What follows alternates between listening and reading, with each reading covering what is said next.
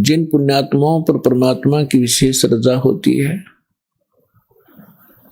उन्हीं को इतना समय मिलता है, अन्यथा ये काल भगवान इस प्राणी को अपने जाल में ऐसे तरीके से फंसा चुका है कि इस जीव को मृत्यु तक ये आभास नहीं होता कि मैं कर क्या रहा हूं, मुझे करना क्या चाहिए था। जिस संपत्ति को मैं जोड़ रहा हूं, जिस परिवार को मैं अपना मान बैठा हूं, जिस स्थान को मैं अपना समझता हूं, इसमें मैं रहूंगा कितने दिन। फिर हमारा एक ऐसा समाज बना दिया, हम उस परंपरा को देखकर संतुष्ट हो जाते हैं कि ये सबके साथ ऐसा ही हो रहा है, मृत्यु हो जाती है, कभी भी मर जाते हैं, कोई बात नहीं, चलेगा, क्योंकि हमारे पास कोई विकल्प नहीं था। अब परमात्मा स्वयं आए, यथार्थ ज्ञान हमें बताया, तो हमारी कुछ आंखें खुली, क्योंकि ज्ञान से ही एक सतर्कता आती है, ज्ञान से ही रुचि बनती है, ज्ञान से ही दिशा बदलती है। और ज्ञान अधिकारी के मुख से उच्चरित होगा तो वो असर भी करता है। यहां पर लाखों की संख्या में ऐसे श्रद्धालु हैं जो शराब पीते थे, तमाकू सेवन करते थे, बीड़ी सिगरेट हुक्का के माध्यम से, और वो नहीं छोड़ पाते थे। ये शिक्षा माता पिता और भी सभ्य समाज के लोग कहा करते हैं कि भी शराब नहीं पीनी चाहिए, तमाकू नहीं पीना चाहिए, अच्छी बात नहीं, लेकिन वो खुद भी पी रहे होते हैं। तो कहने का तात्पर्य है कि ये काल भगवान, ये ब्रह्म ज्योत स्वरूपी निरंजन, जिसको ऋषि महर्षि ब्रह्म कहा करते थे, और वो ब्रह्म साधना करके अपने आप को सबसे सुपीरियर माना करते थे, इसने इस जीव को ऐसे ढंग से फंसा दिया और ये विकार ज्यादा करवाता है। इसने अपना एक मन एलिमेंट छोड़ दिया आत्मा के साथ में।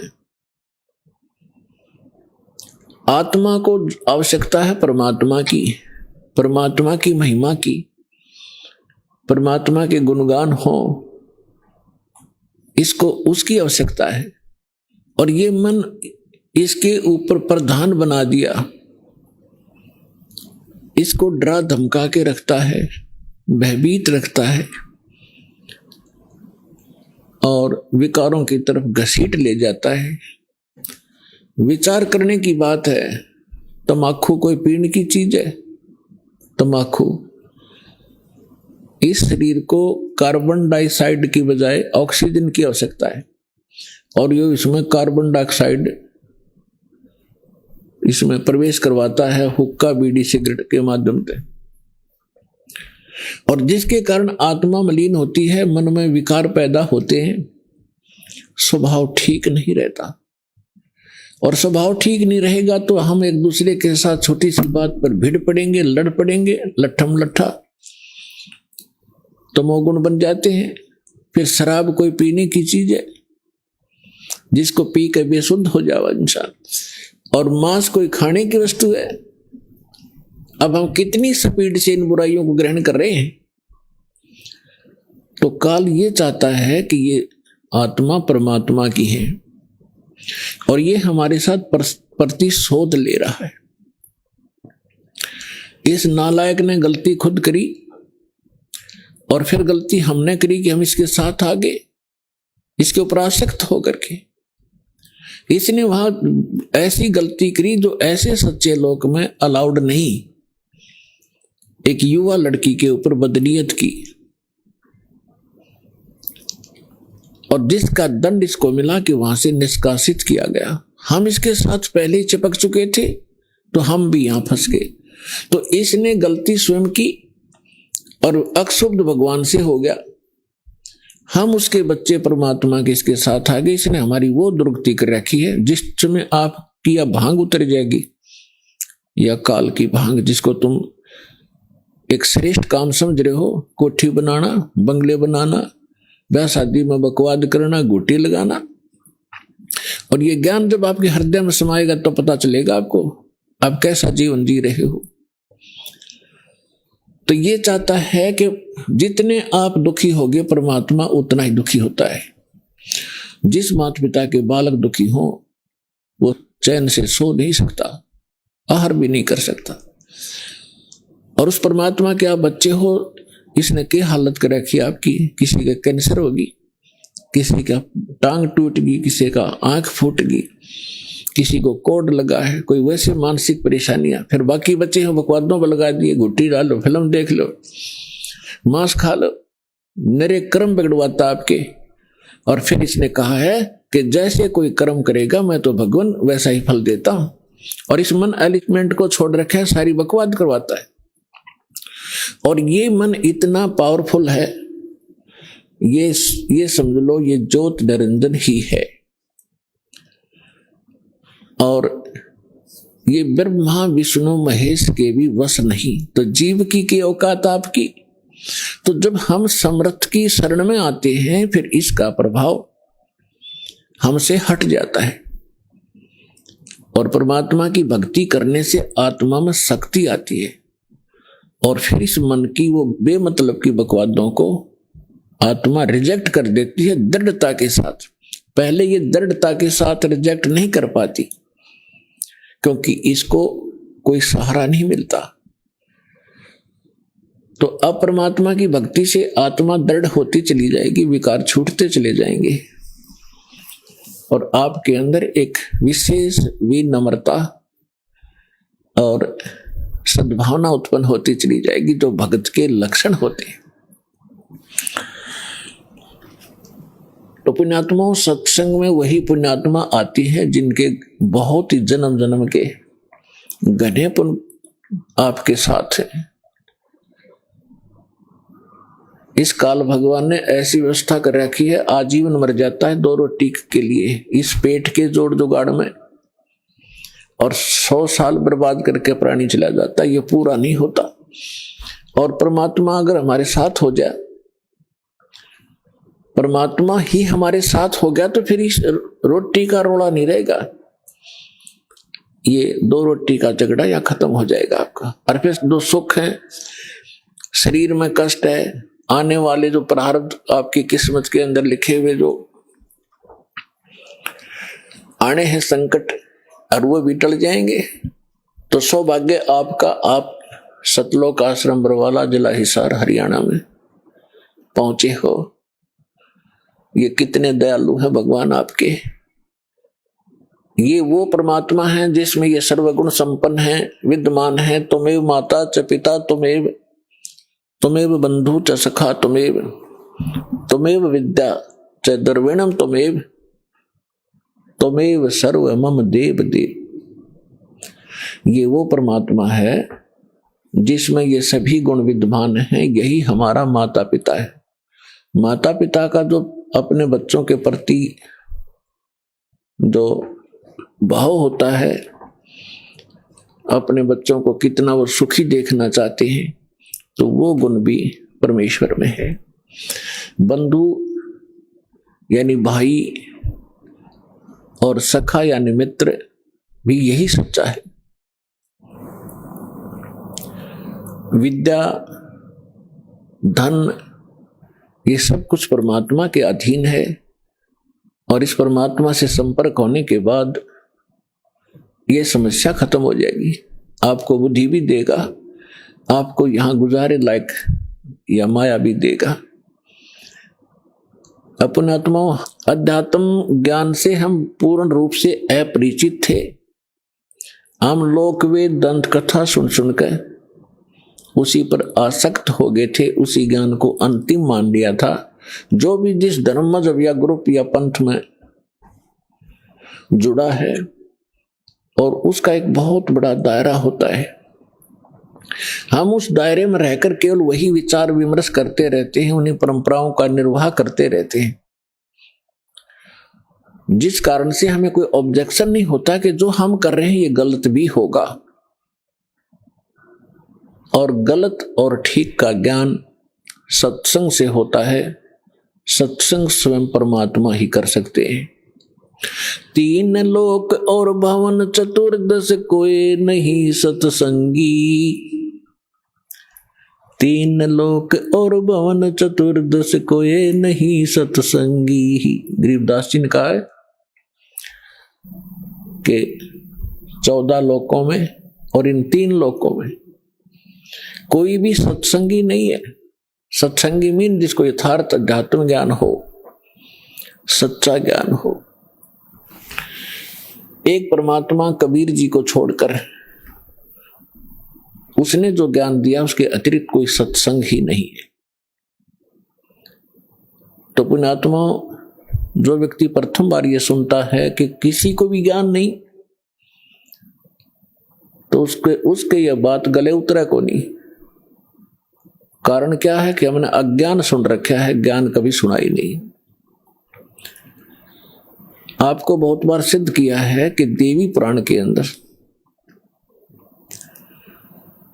गीता प्रेस गोरखपुर से प्रकाशित 28-29 पृष्ठ पर स्पष्ट किया है। प्रथम स्कंद में व्यास जी पूछ रहे हैं नारद जी से कि किस भगवान की भक्ति करनी चाहिए, कौन सक्षम है, कौन समर्थ है। तो नारद जी कह रहे हैं कि एक समय मेरे पिता ब्रह्मा जी को यह देखकर बड़ा आश्चर्य हुआ कि भगवान विष्णु जी समाधि लगाए बैठे थे। ब्रह्मा जी ने पूछा कि हे देवेश्वर, सारी सृष्टि के पालक, आप किसकी भक्ति करते? तो विष्णु जी ने कहा कि मैं दुर्गा की भक्ति करता हूं, देवी की। अरे इससे ऊपर मैं किसी को भगवान नहीं मानता, मैंने पता ही नहीं। मेरे लिए ये फाइनल गॉड है देवी, मैं इसकी भक्ति करता हूं। फिर 7वें स्कंद में देवी 562 पृष्ठ पर हिमालय राजा को ज्ञान देते समय श्री देवी जी कहती है कि राजन, तो और सब बातों को छोड़ दे, एक ब्रह्म की पूजा करो। ब्रह्म ज्योत निरंजन काल 21 ब्रह्मांड का जो मालिक है, उसका ओम नाम है। ओम नाम के जाप से तुम ब्रह्मलोक में चले जाओगे। वो ब्रह्मलोक में रहता है, वो ब्रह्म। गीता ज्ञान दाता ये ब्रह्म है, और श्री कृष्ण जी में प्रवेश करके ये गीता का ज्ञान दे रहा है। 8वें अध्याय के 13वें श्लोक में स्वयं कहता है ओम इति एकाक्षरम ब्रह्म विवहारण माम अनुसमरण ये परियाति तजन देहम सयाति परमाम गतिम। मुझ ब्रह्म का एक ओम मंत्र है, उच्चारण करके सिमरण करता हुआ ये परियाति तजन देहम, जो शरीर छोड़कर जाता है, सयाति परमाम गति। वो ओम से मिलने वाली परम गति को प्राप्त होता है। 8वें अध्याय के 16वें श्लोक में कहा कि ब्रह्म लोक में गए हुए प्राणी भी पुनरावृत्ति में उनकी जन्म मृत्यु होती है। गीता अध्याय नंबर 2 के श्लोक 12 में, गीता अध्याय नंबर 4 के श्लोक 5 और 9 में, गीता अध्याय नंबर 10 के श्लोक नंबर 2 में गीता ज्ञानदाता कहता अर्जुन, तेरे और मेरे बहुत जन्म हो चुके, तू नहीं जानता, मैं जानता हूं। इससे सिद्ध है कि ब्रह्म भी नाशवान है। गीता अध्याय नंबर 18 के श्लोक नंबर 62 में, गीता अध्याय नंबर 15 के श्लोक नंबर 1 से 4 में गीता ज्ञानदाता कहता है कि संसार रूपी वृक्ष ये उल्टा लटका हुआ पीपल का वृक्ष समझो। ऊपर को जो जड़ है वो तो पूर्ण परमात्मा है, परम अक्षर ब्रह्म है, और अन्य इसके जो नीचे को शाखाएं हैं, जो संत इन सभी विभागों को बता देगा संसार रूपी वृक्ष की, स वेदविद वो तत्वदर्शी संत है। उसके पश्चात परमेश्वर के उस परम पद की खोज करनी चाहिए। तत्वदर्शी संत के मिलने के उपरांत तत्व ज्ञान रूपी इस शस्त्र से अज्ञान को काट के यानी इसको अच्छी तरह समझ कर उसके पश्चात परमेश्वर के उस परम पद की खोज करनी चाहिए, जहां जाने के बाद साधक फिर लौटकर कभी संसार में नहीं आते। 18वें अध्याय के 62वें श्लोक में कहा कि अर्जुन तू सर्वभाव से उस परमेश्वर की शरण में जा, उसकी कृपा से तू परम शांति को और सनातन परम धाम यानी शाश्वत स्थान अमर लोक को प्राप्त होगा, जहां जाने के बाद साधक फिर लौटकर कभी संसार में नहीं आते, उनकी जन्म मृत्यु नहीं होती। तो पुण्यात्माओं, इसे सिद्ध हो गया कि न ब्रह्मा को ज्ञान, न नारद को ज्ञान, न व्यास को ज्ञान। व्यास जी इज द राइटर ऑफ 4 वेद, 18 पुराण, श्रीमद् भगवत गीता, इन सब का राइटर है, लेकिन उसको स्वयं नहीं पता कि परमात्मा कौन है। विष्णु जी को नहीं मालूम, वो दुर्गा को सर्वश्रेष्ठ मानता है, और दुर्गा जी कहती है ब्रह्म की पूजा करो, ब्रह्म कहता है परम अक्षर ब्रह्म की पूजा करो। तो ये ज्ञान परमेश्वर देता है, और इससे सिद्ध हो जाता है 3 लोक और भवन चतुर्दश कोई नहीं सत्संगी। उस सत्संग को सुनाने के लिए परमेश्वर आते हैं। परमात्मा 4 युगों में आते हैं। पुण्यात्माओं, आज तक आप श्रद्धालु हो, भगवान के लिए लगे हुए हो, परमात्मा की भक्ति भी करते थे, रामायण महाभारत की कथाएं भी सुनने में रुचि खूब रखते थे, लेकिन वो अज्ञानी गुरु, वो संत मंडलेश्वर आचार्य, शंकराचार्य, ब्राह्मण हमारे को लोक वेद सुनाया करते थे। वो सत्यनारायण कथा सुनाया करते थे, श्री विष्णु जी को आधार मानकर। सत्यनारायण का अर्थ होता अविनाशी परमात्मा। और श्री देवी भागवत के अंदर 3रे स्कंद में सचित्र मोटा टाइप गीता प्रेस गोरखपुर से प्रकाशित के 123 पृष्ठ पर श्री विष्णु जी कहते हैं अपनी माता दुर्गा की महिमा गाते हुए, तुम शुद्ध स्वरूपा हो, ये सारा संसार तुम इसे उद्भासित हो रहा है। मैं ब्रह्मा और शंकर आपकी कृपा से विद्यमान है। हमारा तो आविर्भाव माने जन्म, तिरोभाव माने मृत्यु हुआ करता है। हम नित्य नहीं है, हम अविनाशी नहीं है, आप ही नित्य हो। जैसे इनकी बुद्धि काम करे थी, आप प्रकृति देवी हो। भगवान शंकर भी कहते हैं कि हे माता, यदि भगवान विष्णु के बाद उत्पन्न होने वाले ब्रह्मा भी आपके पुत्र हैं, तो मैं तमोगुणी लीला करने वाला शंकर क्या आपकी संतान नहीं हुआ? अर्थात मुझे भी जन्म देने वाली तुम ही हो। और ये हमारे शंकराचार्य आचार्य, ये नकली गुरु ब्राह्मण, ब्रह्मा विष्णु अजर और अमर हैं, सर्वेश्वर हैं, कोई माता पिता नहीं है। खाक पढ़ा इन्हें सदग्रंथों को। ये खाक टीचर थे जिसने सिलेबस का ज्ञान नहीं, मूर्ख बना रखा था हमारे को।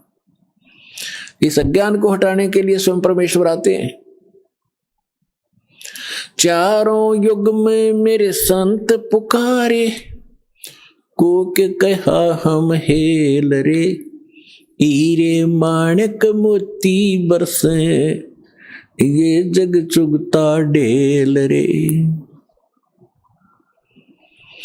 4 युग में परमात्मा कहते हम आए हैं और अच्छी आत्माओं को मिलते हैं, उनको तत्व ज्ञान से परिचित कराते हैं। फिर वो मुझसे परिचित होकर के वो महापुरुष भी मेरी महिमा को यथार्थ रूप में सुनाते हैं, लेकिन कोई सुनने वाला नहीं होता, क्योंकि अज्ञान घना होता है। और परमात्मा कहते हम भी, मैं भी आता रहता हूं प्रत्येक युग में भिन्न भिन्न रूप बनाकर, और ये हमारे ज्ञान को ना सुन करके हम यथार्थ ज्ञान, यथार्थ भक्ति विधि रूपी हीरे मोती लालों की वर्षा करते रहते हैं, जगह जगह ज्ञान सुनाते हैं। लेकिन ये भोली आत्मा हीरे मोती लालों को ना पहचान कर, उनको ठोकर मारकर कंकरों की गठड़ी बांध कर वजन उठाए फिर रहे हैं। हम जो साधना कर रहे हैं बड़ी श्रेष्ठ है। गीता अध्याय नंबर 16 के श्लोक 23 और 24 में स्पष्ट कर दिया है कि शास्त्र विधि को त्याग कर जो मनमाना आचरण करते हैं, मनमानी पूजाएं करते हैं, उनको न तो सुख होता है, न उनका कोई सिद्धि प्राप्त होती है और न ही उनकी गति होती है। फिर साधना करते किस लिए? अब जितने भी हमारे धर्म गुरु हिंदू धर्म के क्या नाम देते? ओम नमः शिवाय, ओम नमः भगवते वासुदेव, हरे कृष्ण राधे राधे श्याम मिला दे, राम राम हरे हरे, संसर नामा विष्णु जी का। और गणे चतुर और गणे सुपीरियर मानते हो, कहते ओम ओम, बस ओम सबसे बड़ा नाम। तो पुण्यात्माओं, हरे राम हरे कृष्ण किसी भी सदग्रंथ में मंत्र नहीं, ओम नमः शिवाय किसी ग्रंथ में नहीं, ओम नमो भगवते वासुदेव किसी ग्रंथ में नहीं।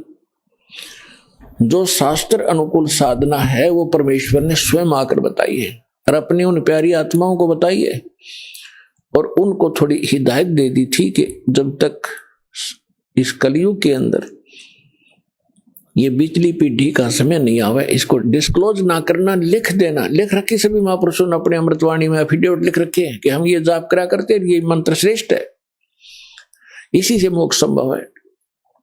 लेकिन सिलेबस को समझना स्टूडेंट के स्तर का काम नहीं है। पढ़ भी लेगा तो उसको समझ नहीं सकता, अप्लाई नहीं कर सकता, इसलिए टीचर गुरु की आवश्यकता होती है। तो जो गुरु रूप में परमात्मा आए थे, सतगुरु रूप में, फिर जिन महापुरुषों से मिले थे उनको अधिकार दिया था ज्ञान सुनाने का, और फिर अब इस दास को भेजा है इस पूरे कंप्लीट कोर्स को आप तक पहुंचाने के लिए, आपका मोक्ष कराने के लिए। क्योंकि अब वो समय आ गया, नहीं तो इस दास से बड़े बड़े महापुरुष पहले हुए हैं, लेकिन उस समय नहीं था, क्योंकि आप अशिक्षित थे और अशिक्षा का लाभ नकलियों ने हमारा उठाया। ये संस्कृत बोलते रहे, हमने सोचा बड़े विद्वान हैं, इन्होंने खूब जाना होगा सदग्रंथों को। हमने परमात्मा को भी ठुकरा दिया जिसमें 600 वर्ष पहले वो आकर ये ज्ञान सुनाया करते थे, जो आज सभी सदग्रंथों में ज्यों का त्यों पाया। तो पुण्यात्मा, 100 शुक्र मनाना उस परम पिता के। वहां ये आए, यहां आकर के उन्होंने कितने कष्ट झेले हमारे लिए। परमात्मा के उस इतिहास को, जो 600 वर्ष पहले परमेश्वर कबीर जी यहाँ आए थे, ये ज्ञान सुनाया करते थे, तो दास आज उसी परम पिता का दिया हुआ एज इट इज आप तक पहुंचा रहा हूं। अपनी तरफ से इसमें कोई मिलावट नहीं कर सकता, क्योंकि जीव का जो ज्ञान होगा वो घटिया होगा, परमात्मा का ज्ञान वो सत्य होगा। तो वो सत्य ज्ञान आप तक पहुंचा रहा हूं, ये सत्संग कर रहा हूं। परमात्मा ने सत्संग किया था, या उन महापुरुषों ने जो भगवान से मिले थे, लेकिन उनको रिजेक्ट कर दिया हमने, क्योंकि हम बालक थे, हम अशिक्षित थे, अनजान थे। आज परमात्मा ने आपको अक्षर ज्ञान कराया। ये अक्षर ज्ञान आपके लिए विष है। बेशक आप कितने विद्वान पाक गए हो, डॉक्टर, इंजीनियर, जज, वकील बन गए हो, भगवान की भक्ति नहीं है तो खाक है ये। एक रोजी रोटी तो कहीं चला ले इंसान, कल मृत्यु होगी, गधा अपने कुत्ता अपने का खाज लग गए, और क्या खाओगे फिर? आपको केवल इस ही जीवन का ज्ञान है, आपको भविष्य का, आगे का नहीं। आगे के ज्ञान बिना ये खाक ज्ञान है फिर। तो ये ज्ञान देना जरूरी था। मालिक को मालूम था कि बिगड़ेंगे, ये अहंकार हो गया आपके अंदर, 2 कौड़ी का 2 छोटा सा पोस्ट मिल जाए, फूला नहीं समाता, और कल मृत्यु होकर गधा बन जाए, क्या रे माटी होती है उसकी।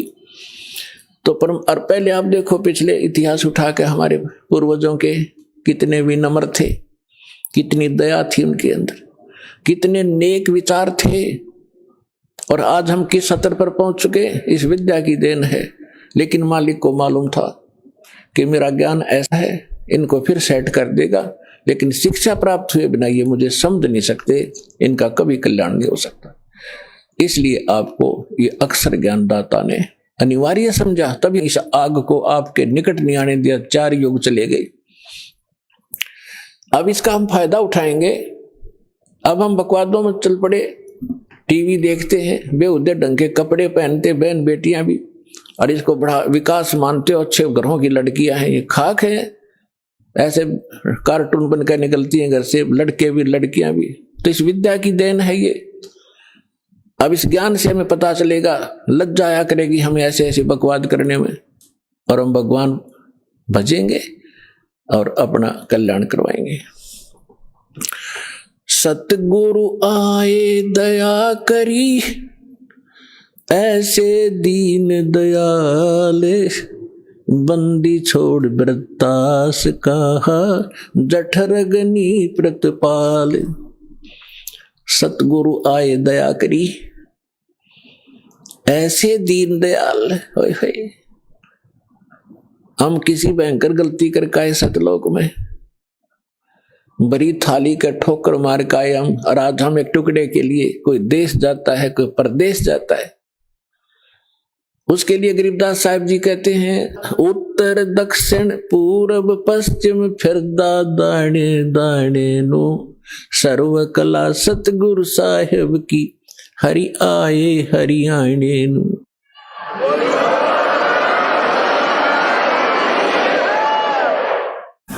अपन आत्माओं, जो गुरु बचन पर डट गए कट गए फंद 84 के, भाई जो गुरु बचन पर डट गए कट गए फंद 84 के, भाई जो गुरु बचन पर डट गए कट गए फंद 84 के, कट गए फंद 84 के, कट गए फंद 84 के, भाई जो गुरु बचन पे डट गए कट गए फंद 84 के।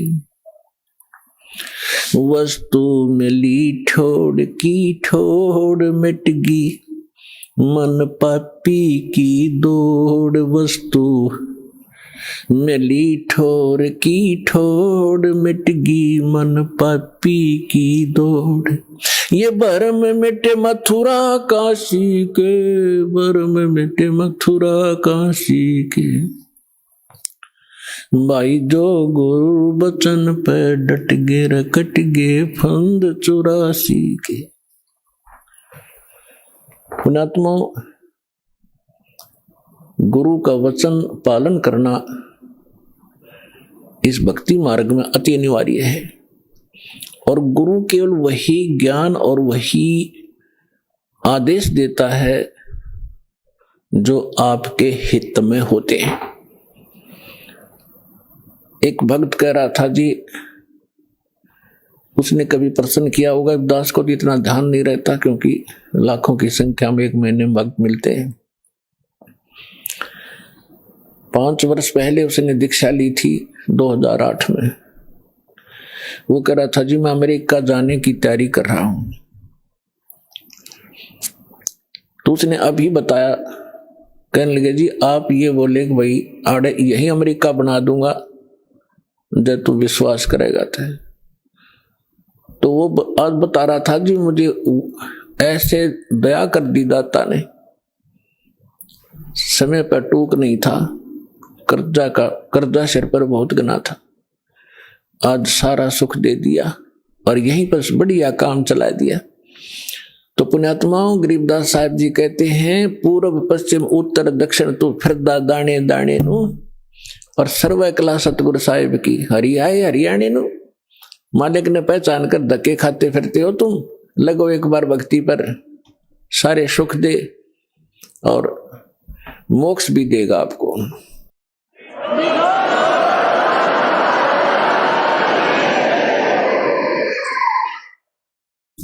पुण्यात्माओं, सबसे पहले हमने अपने लाल की परख करनी होगी कि जिस लाल को हम लिए फिरते हैं ये वास्तव में लाल है भी कि नहीं। तो उस परखने के लिए हमारे पास कुछ पैमाना होना चाहिए। तो पैमाना कौन सा होगा? सदग्रंथ प्लस में उन महापुरुषों का आंखों देखा एफिडेविट कि परमात्मा जिनको मिले। तो आज आपको एक झलक परमात्मा की सुनाएंगे।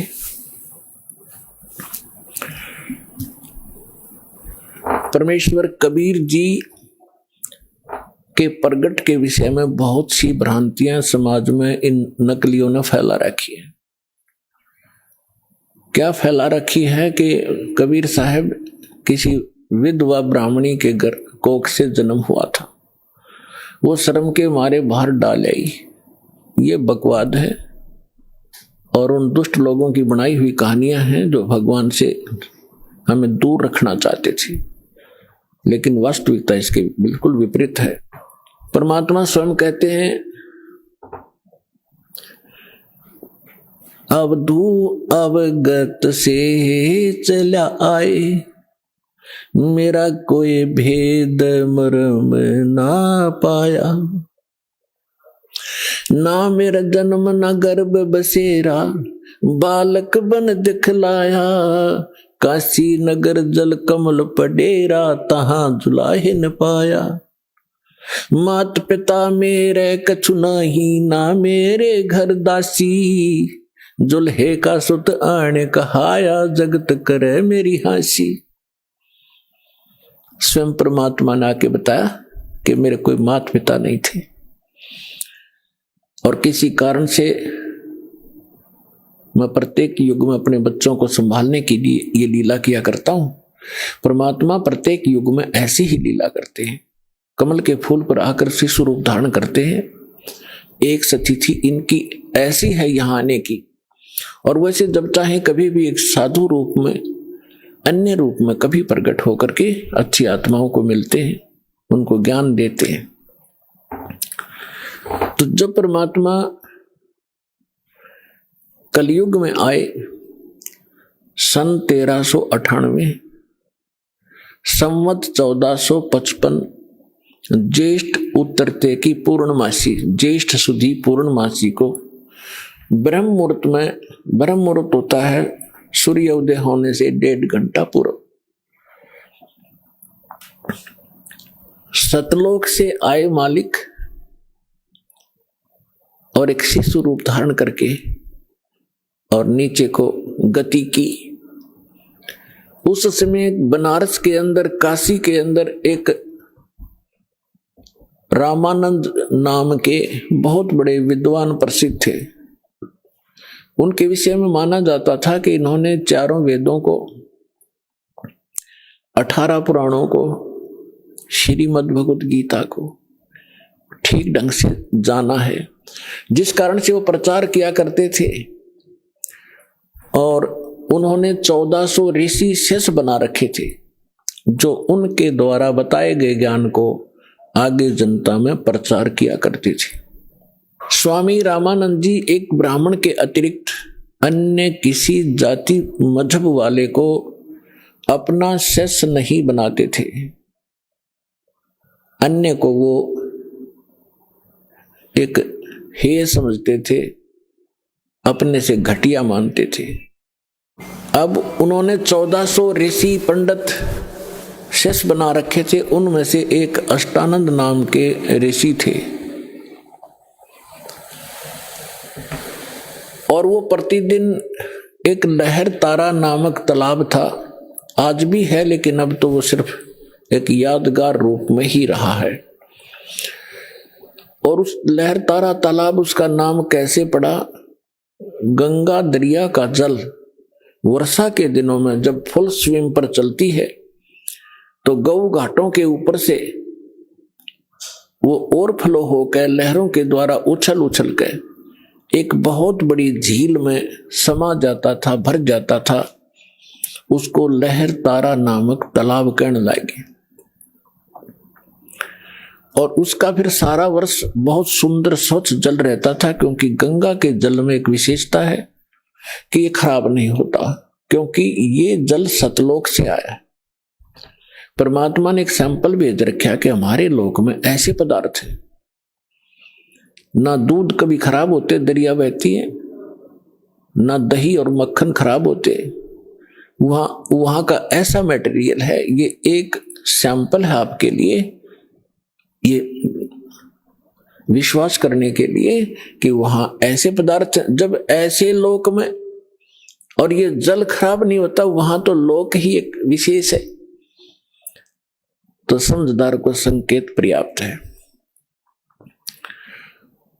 उस लहर तारा तालाब के ऊपर ऋषि अष्टानंद जी प्रतिदिन अपने गुरुजी के द्वारा बताए गए उस साधना को भी करते थे, उसी में स्नान करते थे। एकांत स्थान, शांत स्थान पर वो भगवान की भक्ति का चिंतन किया करते थे। वो प्रतिदिन की तरह वो भी अपने चिंतन में स्नान करके बैठे थे। आकाश से क्या देखा अष्टानंद जी ने कि एक बहुत तेज प्रकाश का गोला सा ऊपर से स्पीड के साथ आ रहा है। और वेद भी यही बताते हैं कि वो परमात्मा ऊपर के लोक में रहता है और उस वहां से गति करके आता है, बिजली विद्युत जैसी गति से यहां आकर हमें प्राप्त होते हैं। अष्टानंद जी ने देखा कि बहुत तेज प्रकाश कभी देखा नहीं ऐसा। जब उसने देखा तो उसकी आंखें सहन नहीं कर सकी, चरम दृष्टि बंद होगी। आंखें बंद होने के बाद उसने क्या देखा कि तो एक बालक है, शिशु रूप दिखाई दिया। जैसे हम सूर्य की तरफ देखते हैं प्रथम सीधा, तो हमारी चरम दृष्टि सहन नहीं कर पाती, आंखें बंद हो जाती हैं। आंखें जब बंद होती हैं या हम दूसरी साइड में देखते हैं तो सूर्य का प्रकाश रहित आकार दिखाई देता है और वो काफी देर तक आंखों में बना रहता है। ठीक यही दशा अष्टानंद जी की हुई कि उसने जब वो प्रकाश की तरफ देखा तो वो प्रकाश किसका था? सूर्य का, यानी परमात्मा का। और जब आंखें बंद की तो क्या देखा? शिशु, वो शिशु का प्रकाश था, वो परमात्मा का प्रकाश था। दोबारा उसने जब आंख खोली तब तक वो प्रकाश लहर तारा तालाब के एक कोने में सिमट चुका था, समाप्त हो गया था। अब अष्टानंद जी अंदर ही अंदर बड़े खुशी हुए। उसने सोचा कि शायद आज मेरी कोई भक्ति की विशेष उपलब्धि मुझे हुई है और इसके बारे में अपने गुरु जी को बताऊंगा। वो उठकर चले गए। अपने गुरु रामानंद जी से कहा कि स्वामी जी, आज मैंने ऐसे ऐसे एक अजीबोगरीब घटना मेरे साथ हुई। हे प्रभु, ये मेरी भक्ति की उपलब्धि है या कोई मेरा भ्रम है? स्वामी जी ने कहा कि बेटा, ये न तेरी भक्ति की उपलब्धि है और न ही तेरी कोई भ्रम है। ऐसी लीला उस समय होती है जब ऊपर के लोक से कोई परम शक्ति या देवता लोग यहां पृथ्वी पर आकर के जन्म लेते हैं। किसी मां के गर्भ में प्रवेश किया होगा उन्होंने। ये तारे से जब टूटते हैं तो उसने बताया कि ऐसे लक्षण हैं।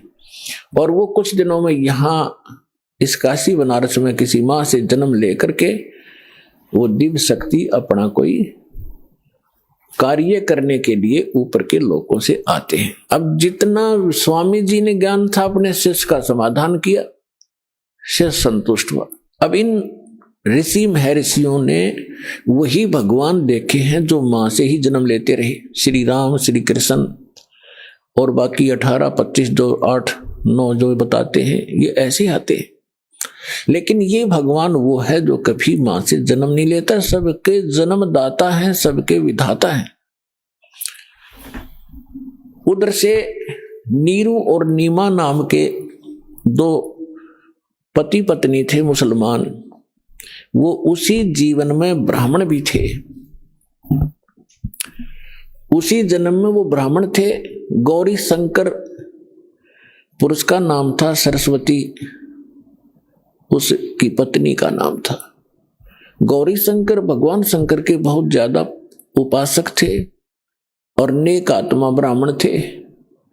अन्य ब्राह्मण रोजी रोटी के लिए जनता को मिसगाइड करके अपना निर्वाह के लिए मिसगाइड करते थे। दक्षिणा आदि कुछ अटपट करके ग्रहण करते थे। तेरा पितर ऐसे रुष्ट हो गया है, इतने पैसे चढ़ा दे, ऐसा पाठ करवा दे। वो ऐसा नहीं करता था। वो केवल शिव जी की कथा सुनाते थे शिव पुराण से, और जो भी उसकी दक्षिणा आती थी अपने निर्वाह के लिए रखकर बाकी शेष भंडारे में लगाते थे।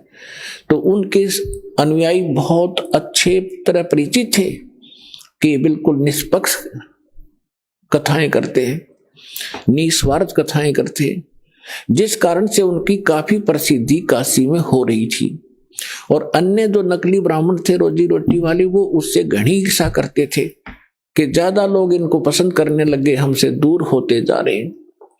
इस बात से मुसलमान काजी मुल्ला पीर खूब परिचित थे कि गौरी शंकर से अन्य जो धर्म गुरु हैं ब्राह्मण, ये अक्षुब्ध हैं और ये हिंदू धर्म का प्रचार घना कर रहा है।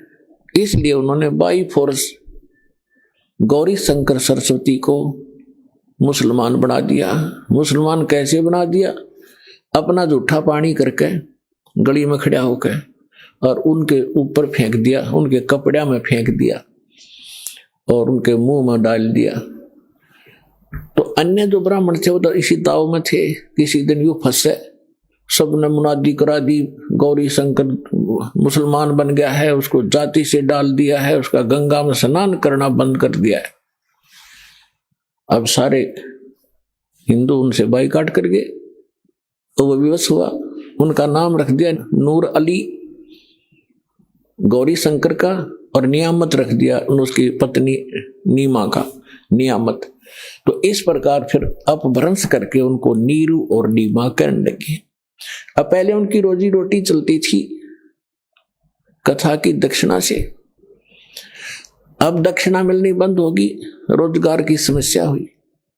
उन्होंने एक सिंपल सा काम जिसमें कोई पैसा नहीं लगना था, ऐसा काम शुरू कर दिया कपड़ा बुनने का, और समय के बीत जाने पर उनको जुलाहा कहने लगे। जब उनकी आयु 60-62 वर्ष की हो चुकी थी, कोई संतान नहीं थी। भले ही वो मुसलमान बन गए थे, लेकिन भगवान शंकर को दिल से भुला नहीं पाए थे। कोई भी आपत्ति आती थी या कोई विशेष कसक होती थी, भगवान शंकर को ही वो याद किया करते थे। भले ही वो मुसलमान रीति को भी निर्वाह कर रहे थे, उसको भी चल रहे थे। अपने आत्मा उनको संतान नहीं थी। अब उस समय एक ऐसी धारणा समाज में फैला रखी थी नकली ब्राह्मण गुरुओं ने कि जिसके संतान नहीं वो सबसे निकम्मी आत्मा है, उसकी सुबह सुबह दर्शन भी नहीं होने चाहिए। तो जिस कारण से जिनका संतान नहीं होती थी, वो खूब समझते थे कि सामने वाला बाइकाट कर गया, गली बदल गया, रास्ता चेंज कर गया, मुझे देखकर वो बहुत कुड़ कर अपना जीवन व्यतीत किया करते थे। यानी संसार की परंपरा से उस व्यक्ति को जिसके संतान नहीं है वह सबसे मनहूस माना जाता था, और भगवान के अध्यात्म ज्ञान के आधार से वो परिवार, वो दंपति, वो पति पत्नी एक नंबर के हंस और पुण्यात्मा होते हैं। पुण्यात्मा का मतलब है कि उनका फाइनल मैच होता है जब सतगुरु मिल जाता है। वो उनका कहीं किसी से अब लेन देन नहीं रहा, ना पुत्र का ना पुत्री का संस्कार शेष है। और यदि उनको सतगुरु मिल जाए, भक्ति ठीक कर ले, उनका बेड़ा पार तुरंत हो जाए उसी जीवन में। अब ये ना समझना कि जिनका संतान है वो पुण्यकर्मी नहीं है, नहीं। जिनको सतगुरु मिल गए, जिनको सतगुरु मिल गए मनुष्य जीवन में, दोनों ही पार हैं, दोनों ही पुण्यकर्मी प्राणी। क्योंकि संतान होती है संस्कार से। जैसे एक समय सुखदेव ऋषि 12 वर्ष के बाद मां के गर्भ से जन्म लिया, 12 वर्ष की आयु पेट में हो गई थी उसकी। पुण्यात्मा, ये कुछ आध्यात्मिक ऐसे पॉइंट होते हैं जो वर्तमान के इन वैज्ञानिकों का गला उतरा नहीं, पर लेकिन गले ना उतरे तो बेशक, लेकिन वह बात झूठ नहीं हो सकती। 12 वर्ष की आयु का जब मां के गर्भ से बाहर आया, आते ही उठकर चल पड़ा। व्यास जी का पुत्र था, व्यास जी की पत्नी से उसका जन्म हुआ था। तो व्यास जी इंतजार करते थे, विद्वान पुरुष थे, ये कोई अच्छी आत्मा है जो 12 वर्ष तक मां के गर्भ में, मां को मालूम भी नहीं, इतना कोई पीड़ा नहीं हो रही है। इस आशा से उसने कहा कि बेटा, लेकिन सुखदेव ऋषि ने पीछे मुड़कर नहीं देखा, अपने पिता की शक्ल भी नहीं देखी। चलते चलते कह रहा है कि पिताजी, कि हे ऋषि जी, व्यास जी कह रहे हैं कि पुत्र मैंने तेरी 12 वर्ष इंतजार करी, मुझे अपना सकलता दिखा दे। एक वह वो पुत्र मोह में घड़ा वश हो रहा था। तो ऋषि जी कहते चलते चलते सुखदेव कहते हैं कि ऋषि जी ना जाने कितनी बार तू मेरा बाप हो लिया और ना जाने कितनी बार मैं तेरा बाप हो गया।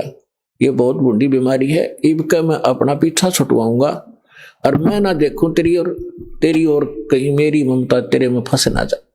यूं कहकर आकाश में उड़ गया, दूसरी जगह जाकर प्रकट हो गया। वहां जाकर अपनी और नालापा काटी। कहने का भाव ये है, फिर सुखदेव ऋषि ने कहा था कि एक लेवा एक देवादूतम, कोई पिता कोई किसी का पिता नहीं पूतम। ये ऋण संबंध जुड़ा एक ठाठा, अंश में सब 12 बाट। ये तो एक दूसरे का संस्कार है, कोई देने आ रहा है कोई लेने आ रहा है। जैसे आज हम संस्कार बढ़ा रहे हैं, कोई रिश्वत लेता है, आज वो रिश्वत ले रहा किसी से 1 लाख 1.5 लाख रुपए, अगले जन्म में वो दामाद बनकर लड़की भी ले जाएगा और वो पैसे भी लेगा। ब्रांड मट्टी होगी फिर हमारी नो, फिर यह गधा बनकर देना पड़ेगा, किसी की भैंस बनकर देना पड़ेगा, फिर दूध नहीं दे उसके इंजेक्शन लाओगे, दे लट्ठा लठरेंगे। तो अपने इस संस्कार को हम अब खत्म करेंगे। तो इस विष को हम तभी तक खा रहे हैं जब तक हमें ये विष दिखाई नहीं देता, हम पहचानने योग्य नहीं थे। और जब हम पहचानने योग्य हो जाएंगे कि ये विष है, उसके विषय में सुख संवेद में कहा है, जैसे कर का जहर का रंग होरी हो, कहो कौन तिस खावे राम रंग होरी हो। जैसे कण पड़ा हो किस विष का, और ये पता हो ये विष का कण है, कहते कौन छुएगा उसको, खान की तो बहुत दूर बात, हाथ भी ना लावे, किसी और कपड़े तो पकड़ेगा और कुछ पता नहीं मिट्टी में दबा का होगा, कहीं और भी ना खा ले। और परमात्मा की भक्ति करने से ही सुख होगा, होरी माने खुशी होगी। तो नीरू निम्हा को भगवान ने, उनके कोई संतान नहीं थी, और कि इसलिए पुण्यात्मा थी, भगवान आ गया गोदी में। अब भगत का और जगत का सदा से विरोध रहा है, मतभेद रहा वैचारिक, और जिस कारण से इनकी खींचातान बनी रही तो बनी रहो, क्योंकि भगत को ज्ञान हो जाता भक्ति का और जगत को ज्ञान होता अपनी ही परंपराओं का, वो उन्हीं को उत्तम मान रहे होते हैं, इसलिए विरोध करते हैं भक्तों का। ये तब जाकर लंबे पड़े वहां पर, ये पता नहीं कैसे करे हैं, ये मुसलमान रहे ना हिंदू, मतलब इस तरह की वो बातें करते हैं। करने दो, हम अपने इस ज्ञान के आधार से आगे बढ़ते रहेंगे, एक दिन पूरा विश्व स्वीकार करेगा ये ऐसा गजब का मार्ग है और इसी से सुख है।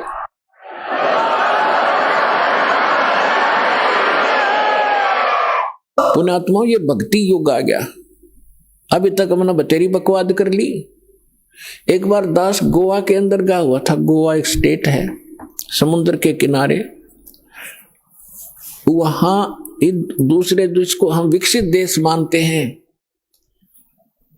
इस इंग्लैंड इटली और अमेरिका के, वहां समुद्र के किनारे एक एक लंगोट में स्त्री और पुरुष वहां लेट रहे रेते में। और हम वहां सत्संग किया था हमने गोवा में, और हम चले गए घूमने के लिए। तो उनको देख रहे और वो भी अच्छे ना लगे, पड़े भी वह बेटी के बाप। तो वहां बता रहे थे कि ये क्या कहते हैं, क्यों हो हमें यहां आकर शांति मिलती है, और ये बड़े वहां सेठ हैं, बड़ी बड़ी कोठियां हैं, इनकी कार है बड़ी बड़ी, कलम देखो इनकी शांति। तो उस रेत में तो कोठी सर में मारोगे जहां अशांति है, क्या करोगे और कट्ठी और कारों की आग अंगारे इकट्ठे कर रहे हैं और उसको विकास मानते हैं और उसको अपना बड़ी महिमा मानते हैं, और शांति मिल रेत में।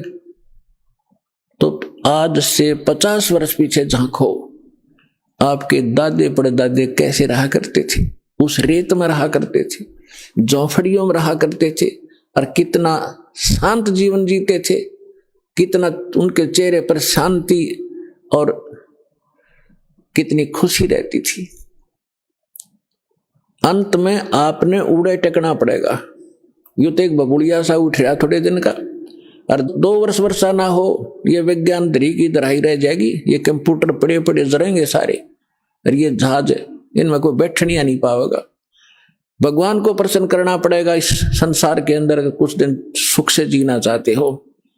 और परमात्मा प्रसन्न हो गए, सारे ठाठ कर दे, समय पर वर्षा होने लग जाएगी, सब दुख दूर हो जाएंगे, प्राकृतिक आपदाएं टल जाएंगी, भक्ति करेंगे।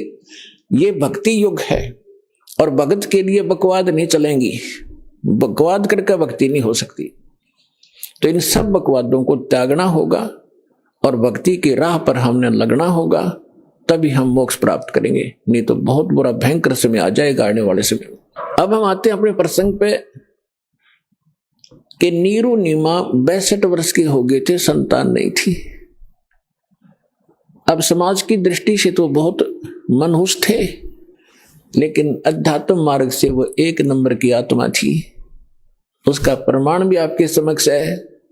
जिनकी गोदी में भगवान खेले, वो समर्थ शक्ति जिनको भटक रहे हैं हम खोजने के लिए जंगलों में बैठ के शरीर खत्म कर दिया हमने तपा तपा करके, लेकिन रास्ता ठीक ना होने से वो कहते ना गणते जांडी काटने का आड़ी तरीका था ही हमारा। गण से जांडी कटा नहीं करती, वो तो वही आरी चाहिए या तीखी को आड़ी चाहिए जिससे जांडी कटे। तो हम लकड़ी के गणते जांडी काटा थे, यानी वो विधि परमात्मा पाने की ठीक नहीं थी, और उसके लिए हम भटक रहे थे। और वो परमात्मा उनको मिला जिनको संसार मनहूस कहा करता था।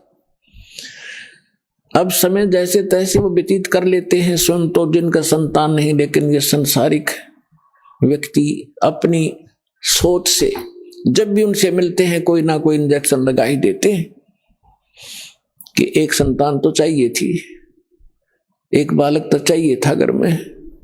तो कुछ भूल पड़े तो वो कार्ड पढ़ने देता ना, किसी न किसी को भेज के उनके इंजेक्शन लगा दे।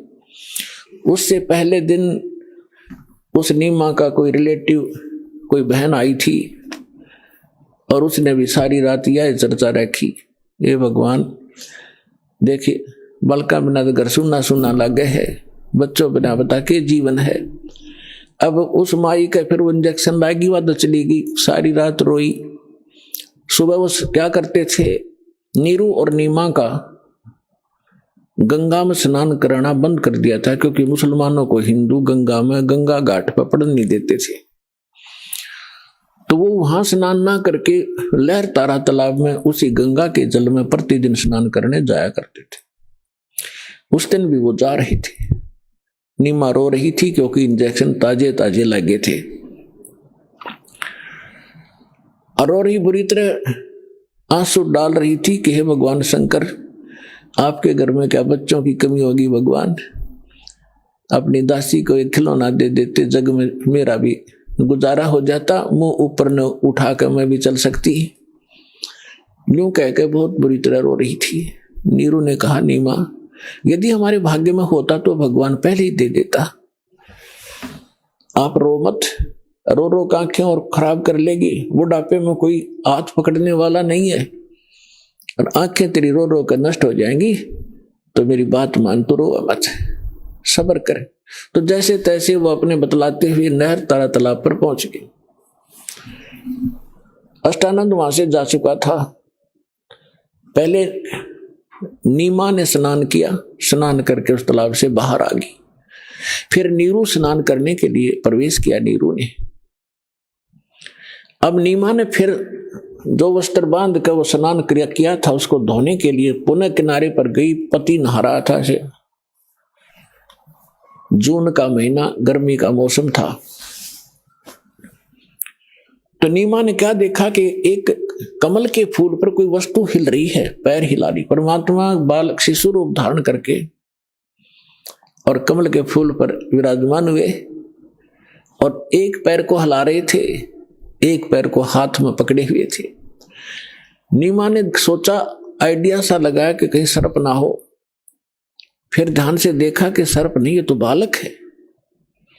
उसने अपने पति से कहा कि देखना जी, कमल के फूल पर बालक है, इसको उठाना जरा। अब नीरू नहा रहा था और उसने सोचा कि अब मेंटल होली, इसका मानसिक संतुलन बिगड़ गया इन बालकों की चिंता कर करके। अब इसने जल में भी बालक दिखाई देने लगे। नाता नाता कहता है कि नीमा कुछ सब्र कर, कुछ संतोष कर, विश्वास कर भगवान पर। ये क्या रट लगा रखी है तेने बालक बालक वाली? तुझे अब जल में भी बच्चे दिखाई देने लगे, तू मान जा मेरी बात। नीमा फिर कहते देखो जी मैं सच कह रही हूं। अब उसने एक विशेष कसक के साथ कहा जिधर संकेत हाथ का करे थी उधर नजर गई स्नान करते करते नीरू की। उसे उससे थोड़ी दूरी पर था, उसने देखा सचमुच तो बालक है। कमल के फूल समेत तोड़कर अपनी पत्नी को थमा दिया। अपने आत्मा जिस परमात्मा के लिए हम भटक रहे, जिसकी चर्चा करने से भी रोम रोम करना जाते हैं, और वो परमात्मा उस माई की गोदी में है, उसको कैसा सुख हुआ होगा, उसको कैसा महसूस हुआ होगा, उसका वर्णन किसी शब्दों में नहीं किया जा सकता। अब आपको आदरणीय गरीबदास साहिब जी के द्वारा परमात्मा की महिमा की वाणी जो प्रकट हुई थी 12वें पंथ में, उसके आधार से आपको सुनाएंगे। जैसे तुलसीदास जी ने लाखों वर्ष पहले घटी घटना रामायण की, भगवान श्री राम और उनकी जो लीला थी, तो लगभग लाखों वर्षों के बाद उन्होंने दोबारा लिख दी चौपाइयों के माध्यम से, और बिल्कुल सत्य है, क्योंकि एक दिव्य दृष्टि प्रदान होती है भगवान की तरफ से प्राणी को। उसके आधार से वो पहले हो रही घटना चलचित्र की तरह देख सकता है। प्रत्येक प्राणी के अंतःकरण में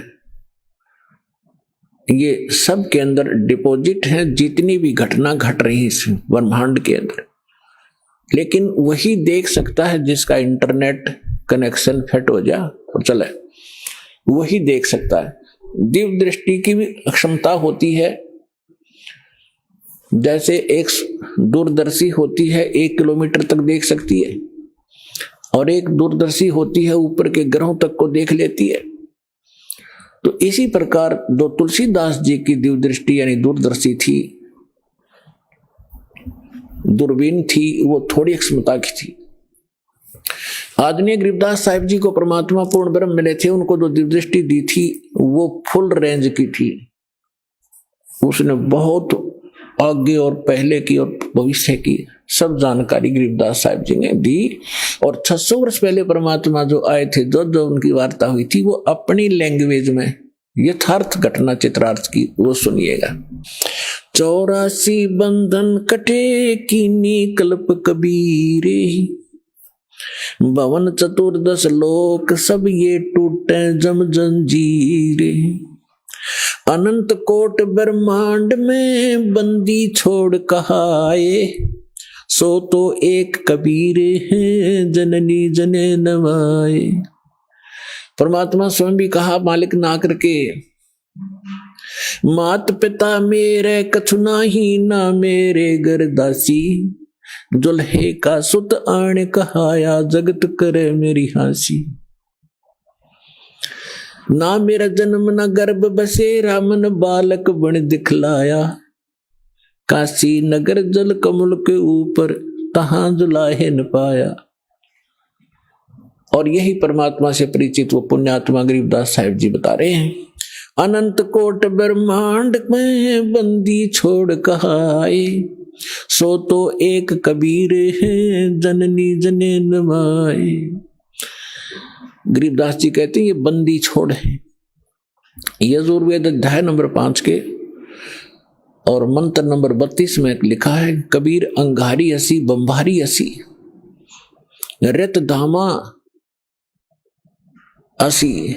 रत धाम माने सतलोक का मालिक, और बंभारी माने बंधनों का शत्रु, बंधनों का नाश करने वाला बंदी छोड़। अंगारी माने पापों का नाशक, पापों का शत्रु। ये कबीर परमात्मा है और वो सतलोक का मालिक है। तो यहां स्वयं परमात्मा भी कहते हैं, बंदी छोड़ हमारा नामम, अजर अमर है अस्थिर ठामम, अमर करूं सतलोक पठाऊं, तात बंदी छोड़ कहूं। यहां गरीबदास जी भी कह रहे हैं, अनंत कोट ब्रह्मंड में बंदी छोड़ कहाँ आए, सो तो एक कबीर है जननी जने नमाए। शब्द स्वरूपी साहेब धनी, शब्द से अंद सब माही, बाहर भीतर रम रहा जहां तहां सब ठाई। जल थल पृथ्वी गगन में बाहर भीतर एक, पूर्ण ब्रह्म कबीर हैं ये अवगत पुरुष अलेख। सेवक होके उतरे इस पृथ्वी के माही, जीव उदाहरण जगत गुरु बार बार बलि जाही। अब वो महापुरुष गरीबदास साहिब जी जिनको भगवान मिले थे, सचखंड लेकर गए थे, फिर वापस छोड़ा था। परमात्मा को आंखों देखकर उनसे प्राप्त दिव्य दृष्टि और ज्ञान योग खुल जाने के उपरांत क्या कह रहे हैं कि सेवक होकर उतरे, उतरे माने वहां से चलकर आए, अवतरित हुए इस पृथ्वी के माही, दास बनकर आए, एक जुलाहा बनकर हमें दिखाया कि यदि तुमने मुक्ति चाहिए, यहाँ की बकवादों को देखकर अपने मूल उद्देश्य को भूलो मत। ये दिखाया परमात्मा ने कि मेरे से निर्धन तुम नहीं हो सकते। और मैं सत भक्ति करता था, भगवान पर विश्वास करके दिखाया करते थे हमें, वो खुद रिहर्सल कर रहे थे एक हमें समझाने के लिए। और फिर परमात्मा कहते हैं कि मेरे ऊपर एक ऐसी आपत्ति डाल दी थी इन लोगों ने, झूठी चिट्ठी लिख दी थी कि कबीर भंडारा करेगा। 18 लाख व्यक्ति आगे थे, ये साधु संत, और परमात्मा ने 18 लाख व्यक्तियों को, एक झोपड़ी में बैठे व्यक्ति, जनता की नजर में वो व्यक्ति थे, धानक और गरीब दुल्हा शूद्र थे, और अब पता चला वो तो मालिक थे, लाल थे, पूरी सृष्टि के पालनहार थे। 18 लाख व्यक्तियों को 3 दिन तक मोहन भोजन खिला दिए, 36 व्यंजन खिलाए, लाडू, कचौड़ी, सेब, संतरे, काजू, किशमिश, जो भी जिसने जो खाद्य पदार्थ थी, और दही बड़े। 18 लाख व्यक्तियों को 3 दिन भोजन कराना, कलजा फट जा, राजा हिल जा देश का। और एक झोपड़ी में बैठा गरीब व्यक्ति और इतना भोजन करा रहा, साथ में फिर दोहर दे रहा प्रत्येक खाने के उपरांत, जैसा कि चिट्ठी में उन दुष्टों ने लिख दिया था वो भी पालन कर रहे हैं। और साथ में एक असरफी सोने की, स्वर्ण की मोहर दे रहे हैं, जो 10 ग्राम सोना। तो परमात्मा यही सिद्ध करना चाहते थे कि तुम यहां भक्ति करो केवल, और फिर मैं देखूंगा तुम्हारे सारे व्यवसाय को। देखो, माता पिता को बच्चों की सब चिंता रहती है कि अब इसको किस चीज की आवश्यकता है। गर्मी आती है तो गर्मियों के कपड़े, सर्दी आती है तो सर्दियों के कपड़े, समय पर भोजन व्यवस्था सारा कुछ करते हैं। तो आप उसके बालक बन गए इस दीक्षा के लेने के बाद, आपका पुनर्जन्म हुआ है इसी जीवन में। जिस दिन सतगुरु भेंटिया ता दिन लेख जान, बाकी समय गंवा दिया बिना गुरु के ज्ञान। जब तक गुरु से उपदेश नहीं मिलते तब तक आपका जीवन, मनुष्य शरीर होते हुए मनुष्य का जीवन नहीं जी रहे थे। हम तो अन्य पशु पक्षियों जैसे ही क्रियाओं में व्यस्त थे, और जिस दिन से सतगुरु मिलते हैं हमारी सब क्रियाओं में परिवर्तन होता है, हमारा आध्यात्मिक जन्म होता है। तो आप उस परमात्मा के वचन के पुत्र हो गए हो, पुत्री हो गई हो। अब उसको चिंता रहेगी अगर आप विश्वास के साथ मर्यादा में रहकर परमात्मा की भक्ति करते रहोगे। कबीर साहब कहते हैं, कल्पे कारण कौन है, तू कर सेवा निकाम, और मन इच्छा फल दूंगा। जब पड़े मेरे ते काम, जब मेरे सतर का काम होगा ना, जब देखना मेरे रंग। अपने आत्मा कितना धनी या कितना उच्च पोस्ट प्राप्त प्राणी हो, चाहे प्रधानमंत्री हो, उसका लड़का जा रहा है कि कार में एक्सीडेंट में मर गया, तो वो समर्थता के काम आई उसकी। और भगवान के साथ प्रधानमंत्री भी भगवान की भक्ति कर रहा होता और बेटा भी कर रहा होता, तो वहां धनी का काम था वहां पर बचाने का। जीव नहीं बता सकता, चाहे कितना महिमावान हो। तो यहां कहते हैं कल्पे कारण कौन है, क्यों चिंतित रहता है तू, कर सेवा निकाम, निष्काम भाव से भक्ति कर मेरी, और मन इच्छा फल दूंगा जब पड़े मेरे ते काम। तो परमात्मा पर विश्वास करके भक्ति करो। अब गिरिदास जी कह रहे हैं सेवक हो के उतरे, यानी दास बनकर आए भगवान इस पृथ्वी के माही। उद्देश्य क्या लेकर आए, जीव उदाहरण जगत गुरु, बार बार बलि जाऊं मैं। कि जीव उदाहरण के लिए वो जगत गुरु, सारी सृष्टि को सच्चा ज्ञान देने वाले, वो जगत गुरु। जगत गुरु इसका नाम होता है, ये नकली जगत गुरु का पता नहीं है। जगत गुरु लिख रहे हैं, तत्वदर्शी लिखे, ये सब डुप्लीकेट हैं सारे के सारे। अज्ञानी प्राणी है जिनको कह भी पता नहीं अध्यात्म मार्ग का। उन आत्माओं देखो, परमात्मा की दया बिना सच्चाई ना तो कही जा सकती और ना स्वीकार हो सकती। अब दास ने लगभग 10 वर्ष हो गए टीवी चैनल पे सबको ललकार दिया, सबको बता दिया तुम झूठे हो, तुम्हारा ज्ञान झूठा, तुम्हारा भगवान नकली और तुम्हारा ज्ञान गलत, तुम्हारी भक्ति गलत। और कोई नहीं चल सकता। एक शब्द कह के दिखा दो, कोई एक संत एक दूसरे के प्रति हंगामा मचा दे, क्योंकि वो झूठे को झूठा कहेगा। और यहां परमात्मा के ज्ञान के आधार से कहा जा रहा है, हर कोई सब बोल नहीं रहे, बोल रहे तो उनकी दूनी विद पिट्टे।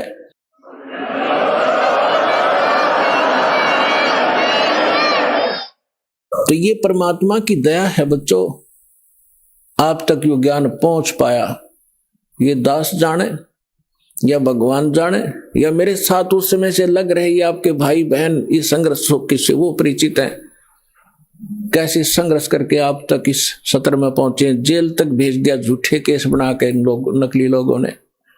लेकिन परमात्मा कहते हैं जिसके साथ भगवान होता है, और सत्य को कुछ दिन दबाया जा सकता है, मिटाया नहीं जा सकता। आज देख रहे हो पूरा विश्व समझ गया कि सच्चाई क्या थी और किस प्रकार से आप तक ये ज्ञान पहुंचा पाए हैं। कोई टीवी चैनल वाला चलाने को तैयार नहीं, जो सारे नकली बैठे, उनको पैसे चाहिए। एक ही साधना वाले पे पता नहीं परमात्मा ये कौन से जन्म का पुण्यकर्मी था, इसने मच्छी करी और दया हुई दाता की, आप तक जो ज्ञान पहुंच पाया। और अब इसको संभाल के रखना अब कर्तव्य है आपका, प्रत्येक भाई बहन का। सभी विश्व के आप प्राणी आपके भाई बहन हैं, सतलोक के रहने वाले हैं। असंख्य जन्म या धक्के खाते भटकते होगे हैं, या ना सुखी हो सकते ना सुखी कभी हुए हैं। सबको बता दो, डंडोरा पीट दो कि मोक्ष होगा तो सतलोक आश्रम बरवाड़ा जिला हिसार हरियाणा में है, नाम लो और अपना कल्याण कराओ।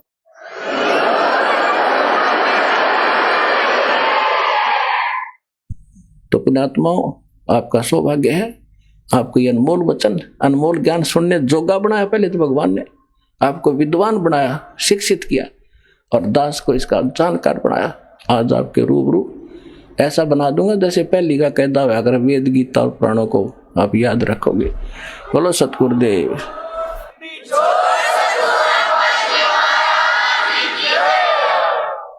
तो अब आपको कुछ भक्तों के अनुभव सुनाएंगे जिनको परमात्मा से प्राप्त जो लाभ हुए हैं वो अपने मुख कमल से बताएंगे। सुनिएगा। सर नमस्कार। नमस्कार सर। सर क्या नाम है आपका? दीपू दास। सर कहाँ से आए? मैं उन्नाव जिला और उत्तर प्रदेश से आया हूँ। सर संत रामपाल जी महाराज से नाम दीक्षा लेने से पहले क्या भक्ति साधना करते थे आप? सर मैं संत रामपाल जी महाराज से नाम दीक्षा लेने के पहले ओम नाम का जाप करता था, और उससे मेरे अंदर सिद्धियाँ आ गई थीं, जिसके कारण मेरे को जितने भी धर्म गुरु हैं सबके पास मैं गया था। मेरे को तलाश थी, परमात्मा को पाने की तड़प थी। मैं सबसे पहले दिव्य ज्योति जागृति संस्थान आशुतोष महाराज के पास गया। वहाँ भी देखा, वहाँ भी उनके अंदर भी कोई पावर मेरे को नहीं लगा। मैंने कबीर सागर, साखी, शबद रामायणी, अनुराग सागर, बीजक सब कुछ पढ़ रखा था। गुरु नानक देव की वाणी, गीता जी को सबको पढ़ रखा था। उसके आधार से कोई भी ऐसा संत मेरे को नहीं दिखा जो शास्त्र के आधार से भक्ति बताता हो। उसके आधार से फिर मैं उसी की तड़प में, परमात्मा की तड़प में निरंकार वाले के पास गया। वहाँ भी मांस वास खाते हैं, पैर छूते हैं एक दूसरे को, और ऐसा देख के कि कबीर साहब ने ऐसा तो कहीं भी नहीं किया है, ना बोला ऐसा, तो वहाँ भी मैं लौट के आ गया वापस। उसके बाद में मैं राधा स्वामी, धन सतगुरु, उनमें भी 1.5 साल तक रहा और 5 नाम का जाप किया। वहाँ भी कोई भी फ़ायदा नहीं मिला। फिर मेरी शादी हो गई 2011 में। तो मैं रो रहा था, बैठा बरामदे में बैठा और कुर्सी पे बैठा था और मेज पे रो रहा था। परमात्मा, मैं अपनी सिद्धि से देख रहा था कि पूरी पृथ्वी पे कोई भी गुरु नहीं है, धर्म गुरु, जो कबीर साहब के द्वारा बताए हुए मार्ग को बता सके। मेरे को सब चीज़ दिखती थी, पूरी पृथ्वी एक ग्लोब की तरह, जैसे ऐसे दिखती थी फिल्म की तरह, उसमें सब कुछ मैं सब देख रहा था। मेरे को ऐसे ही अचानक मैं रो रहा था, तड़प रहा था परमात्मा के लिए। मेरा मनुष्य का जीवन बर्बाद हो जाएगा, शादी भी हो गई, और ऐसा ही सोच रहा था कि कबीर साहब जो गुरु जी हैं अपने, संत रामपाल जी महाराज हमारे, वो आसमान में मैं ऊपर की तरफ देखा और मेरे नाते रिश्तेदार 3 दिन हुआ था, वो पल्ली पे ही बैठे थे। जब शादी के तीसरे दिन, मैं ऐसे तीसरे दिन सोच रहा था कि संत रामपाल जी महाराज आसमान से सीधे उतरे, हाथ में कुल्हाड़ी पकड़े थे, और मेरे से मैं उनको देखते ही जैसे मैं जड़ हो गया और स्टैचू बन गया, और मेरे हाथ पैर शरीर सब बंद गया और आंखें खुली हुई थी और ऐसे बंद गया। फिर मैं देखता हूँ कि वो बोलते हैं मुस्कुरा के मेरे से, दीपू चलो मैं तुम्हें बांस काट के देता हूँ। मैं उनको देख के मैं बोला, मुंह से नहीं बात हो रही थी, मैं बंद गया बिल्कुल जैसे, और वैसे मतलब हृदय से बात हो रही थी। बोले चलो तुम्हें मैं बांस काट के देता हूँ। मैंने कहा यार, मैं जैसे अपने मित्र से बात कर रहा हूँ। उनके शरीर से श्वेत यानी दूध की जैसा प्रकाश निकल रहा था। उनके सभी अंगों से सफ़ेद कुर्ता पजामा पहन रखा था, सफ़ेद शरीर से सारा प्रकाश निकल रहा था। उनकी उपस्थिति में मेरे को दीवाल का कोई पर्दा नहीं था, सारा आर पार दिखाई दे रहा था। वो बोलते हैं कि तू नहीं जाएगा बांस काटने? मैंने कहा मैं नहीं आपके साथ जाऊंगा, आपको मैं नहीं जानता हूँ। उनके आने से मेरे को डर वर सब भग गया था, आनंद आ रहा था, प्रफुल्लता थी, मन में उल्लास था। और वो जा रहे थे, बांस काट के लाए और वो अर्थी बना रहे थे मेरे घर के पीछे में। मैं बोला ये क्या कर रहे हो आप? तो वो बोले देखते रहो। मैंने उनसे हंस के कहा कि अच्छा, वो दादी बीमार है ना प्रमोद की, हमारे मोहल्ले में, इसीलिए उनको ले जाने के लिए आए हो आप? चलो ले जाओ, वो अंधी है बेचारी को बहुत दुख है, दिखाई भी नहीं देता है, ले जाओ उनको। तो वो गुरुजी हंस के बोलने लगे, संत रामपाल जी महाराज कहने लगे नहीं, उनका नंबर नहीं है, अब तुम्हारा नंबर है। मैं बोला नहीं, मैं अभी नहीं जाऊंगा, अभी माँ बाप की सेवा भी नहीं की है, और ना ही अभी मेरी तो 3 दिन शादी का हुआ है, बाद में आ जाना, ऐसे करने लगा। तो परमात्मा ने मेरे को समझाया, सदगुरु देव जी ने, मेरे संत रामपाल जी ने मेरे को समझाया कि संसार में क्या देख के तू खुश हो रहा है, यहाँ संसार में कोई भी अपना नहीं है, चल तू मेरे साथ में परमात्मा की भक्ति कर। मैं उनको पहले कभी भी जानता भी नहीं था कि ये कौन संत हैं, कहाँ रहते हैं, उनके बारे में मेरे को कुछ भी जानकारी नहीं थी। उसके बाद में संत रामपाल जी महाराज से मैंने प्रश्न किया कि आप क्या काल के दूत हो? बोले नहीं, क्योंकि मैंने कबीर सागर ये सब पढ़ा था, उसी के आधार से मैंने बोला कि आपके काल के दूत हो? बोले नहीं, मैं काल का दूत नहीं हूँ। फिर उन्होंने समझाया, मेरे को बहुत दिखाया, फिर बोले काल देखेगा कैसा होता है? मैंने कहा हाँ देखूंगा। उनकी जो आकृति होती है वो इनविजिबल होती है, तुरंत ही जैसे एक बहुत बड़ा तालाब जैसा होता है, उसमें से कचड़ा खून खच्चड़ ऐसे भरा पड़ा रहता है, उसमें से एक बहुत भयंकर आकृति निकल के आती है सामने। अब वो आकृति जैसे चपटा मुंह का है, और चपटे मुंह का है, उसके पूरे शरीर से जैसे कोई घाव वाव जैसा फोड़ा फट जाता है ऐसे था, पूरे शरीर में उसके घाव था, और वो सड़ा हुआ था बिल्कुल कतई, उसको गंध आ रही थी, बदबू आ रही थी। और वो मेरे को पकड़ लिया उसने पंजे में, और मैं झटपटाने लगा, रोने लगा कि है, पर मम्मी पापा जितने भी बाहर बैठे थे, बचाओ, कोई भी मेरी तरफ नहीं देख रहा था।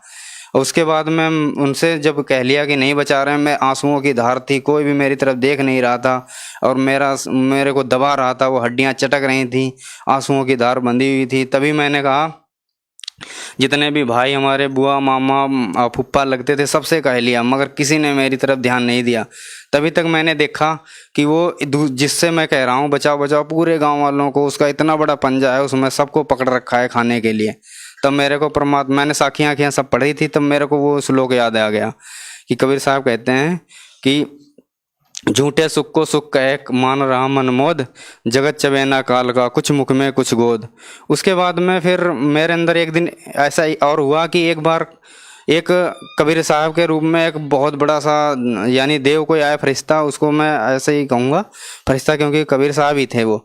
उन्होंने कहा कि तुम परमात्मा को देखोगे। मैं बहुत ढूंढता था ऐसे, मैंने कहा हाँ देखूंगा। तो उन्होंने क्या किया, मेरे पेट पे हाथ फेर दिया ऐसे, जैसे पेट पे हाथ फेरा जैसे टीवी में नहीं वो आते हैं चित्र ये सब, ऐसे मेरे को पूरा जितना भी नदियाँ झरना पहाड़ पोखर पूरी पृथ्वी सब दिखाई देने लगा। सारे देश जितने भी जीव जंतु पृथ्वी पे सब कुछ दिखाई दिया, नदियाँ झरना बर्फ से ढकी हुई पहाड़ियाँ सब कुछ दिखाई दिया।